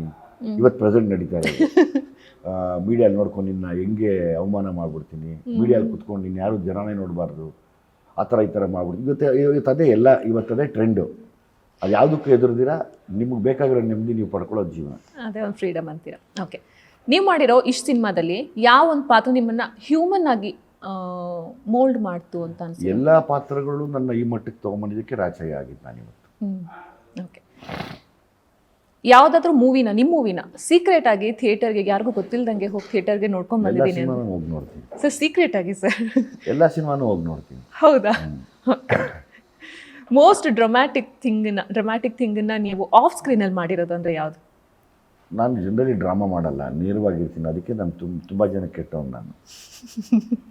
ಓಕೆ, ಆ್ಯಂಗರು ಇದು ನಿಮಗೆ ಸ್ಟ್ರೆಂತಾ ವೀಕ್ನೆಸ್ಸಾ? ಸ್ಟ್ರೆಂತು. Actor or director? ಎರಡು. Silence or dialogue? Silence or dialogue? Silence. ಸೈಲೆನ್ಸಾ? Okay. City life or village life? ಇದು ನನಗೆ ಗೊತ್ತಿರೋ ವಿಲೇಜ್ ಲೈಫ್. ದುನಿಯಾ ಅನ್ನೋದು ಬ್ಲೆಸ್ಸಿಂಗೋ ಅಥವಾ ಟರ್ನಿಂಗ್ ಪಾಯಿಂಟು ನಿಮಗೆ? ಎರಡೂ ಆಗುತ್ತೆ ನಿಮಗೆ. ಓಕೆ, ಸೊ ನಿಮ್ಮ ಸಿನಿಮಾನ ನೋಡೋಕ್ಕೆ ಜನ ಬರ್ತಾರೆ ಥಿಯೇಟರ್ಗೆ, ಲ್ಯಾಂಡ್ ಲಾರ್ಡ್ ನೋಡೋದಕ್ಕೆ ಅಂತ 23ನೇ ತಾರೀಕು ಜನರು ಬರ್ತಾರೆ. ಜನರಿಗೆ ಮೋಸ ಆಗೋದೇ ಇಲ್ಲಪ್ಪ ಅಂತ ನೀವು ಕಾನ್ಫಿಡೆಂಟಾಗಿ ಹೇಳ್ಬೋದು ಅಂದರೆ ಹೇಗೆ ಹೇಳ್ತೀರಾ? ನಿಮ್ಮ ಸಿನಿಮಾ ನೋಡಿದ್ರೆ ಜನರಿಗೆ ಮೋಸ ಆಗಲ್ಲ, ಇದೇ ಕಾನ್ಫಿಡೆನ್ಸ್. ಅದನ್ನೇ ಕಾನ್ಫಿಡೆಂಟ್. ಓಕೆ ಸರ್, ಸೊ ಕೊನೆಯದಾಗಿ ಸಿನಿಮಾವನ್ನು ಕಷ್ಟಪಟ್ಟು ಸಿನಿಮಾ ಮಾಡಿರ್ತೀರಾ, ಅದು ರಿಲೀಸ್ಗೆ ಬಂದು ರಿಲೀಸ್ಗೆ ರೆಡಿ ಆಗ್ತಾ ಇದೆ. ಸೊ ಈ ಸಂದರ್ಭದಲ್ಲಿ ಜನರು ಸಿನಿಮಾನ ಥಿಯೇಟರ್ಗೆ ಬಂದು ನೋಡೋದು ಎಷ್ಟು ಇಂಪಾರ್ಟೆಂಟ್ ಆಗುತ್ತೆ? ಥಿಯೇಟ್ರಲ್ಲಿ ನೋಡಿದಾಗಲೇ ಅದರದ್ದು ಒಂದು ಸಂಪೂರ್ಣತೆ ಅಂತಾರಲ್ಲ, ಒಂದು ಸ್ಯಾಟಿಸ್ಫ್ಯಾಕ್ಷನ್ ಸಿಗುತ್ತೆ. ಎಸ್, ಸಿನಿಮಾ ಹಿಂಗಿದೆ, ಎಲ್ಲರ ಮಧ್ಯೆ ಕುತ್ಕೊಂಡು ನೋಡಿದ್ರೆ ಸಿನಿಮಾ. ಓಕೆ, ಸೊ ಫೈನಲ್ ಆಗಿ ಲ್ಯಾಂಡ್ ಲಾರ್ಡು ರಿಲೀಸ್ ಆಗ್ತಾ ಇದೆ 23ನೇ ತಾರೀಕು. ಏನು ಹೇಳೋಕ್ಕೆ ಇಷ್ಟಪಡ್ತೀರಾ ನಿಮ್ಮ ಫ್ಯಾನ್ಸಿಗೆ ಮತ್ತು ಕನ್ನಡ ಅಭಿಮಾನಿಗಳಿಗೆ? ಎಲ್ಲರಿಗೂ ಒಂದೇ ಕೇಳ್ಕೊತೀನಿ, ಇದು ನಿಮ್ಮ ಮನೆಯ ಕತೆ, ಎಲ್ಲರೂ ರೈತರ ಮಕ್ಕಳಾಗಿದ್ದೀವಿ, ಹಾಗಾಗಿ ಫ್ಯಾಮಿಲಿ ಸಮೇತ ಬಂದು ಸಿನಿಮಾ ನೋಡಿ ಅಂತ ಕೇಳ್ಕೊತೀನಿ. Okay sir, thank you so much ನಿಮ್ಮ ಸಮಯನ ನಮಗೋಸ್ಕರ ಕೊಟ್ಟಿದ್ದಕ್ಕೆ, and all the best sir land ಲಾರ್ಡ್ಗೆ. ಇದಾಗಿತ್ತು ವಿಜಯ್ ಸರ್ ಅವರ ಮಾತು. ಹೋಪ್ಫುಲಿ ಈ ವಿಡಿಯೋ ಇಷ್ಟವಾಗಿದೆ ಅಂತ ಭಾವಿಸ್ತೀನಿ. ಇಷ್ಟವಾಗಿದ್ರೆ ಲೈಕ್ ಮಾಡಿ, ಕಮೆಂಟ್ ಮಾಡಿ, ಮತ್ತೆ ಶೇರ್ ಮಾಡಿ. ಹಾಗೆ ಪ್ರಜಾವಾಣಿನ ಸಬ್ಸ್ಕ್ರೈಬ್ ಮಾಡಿ. Thank you.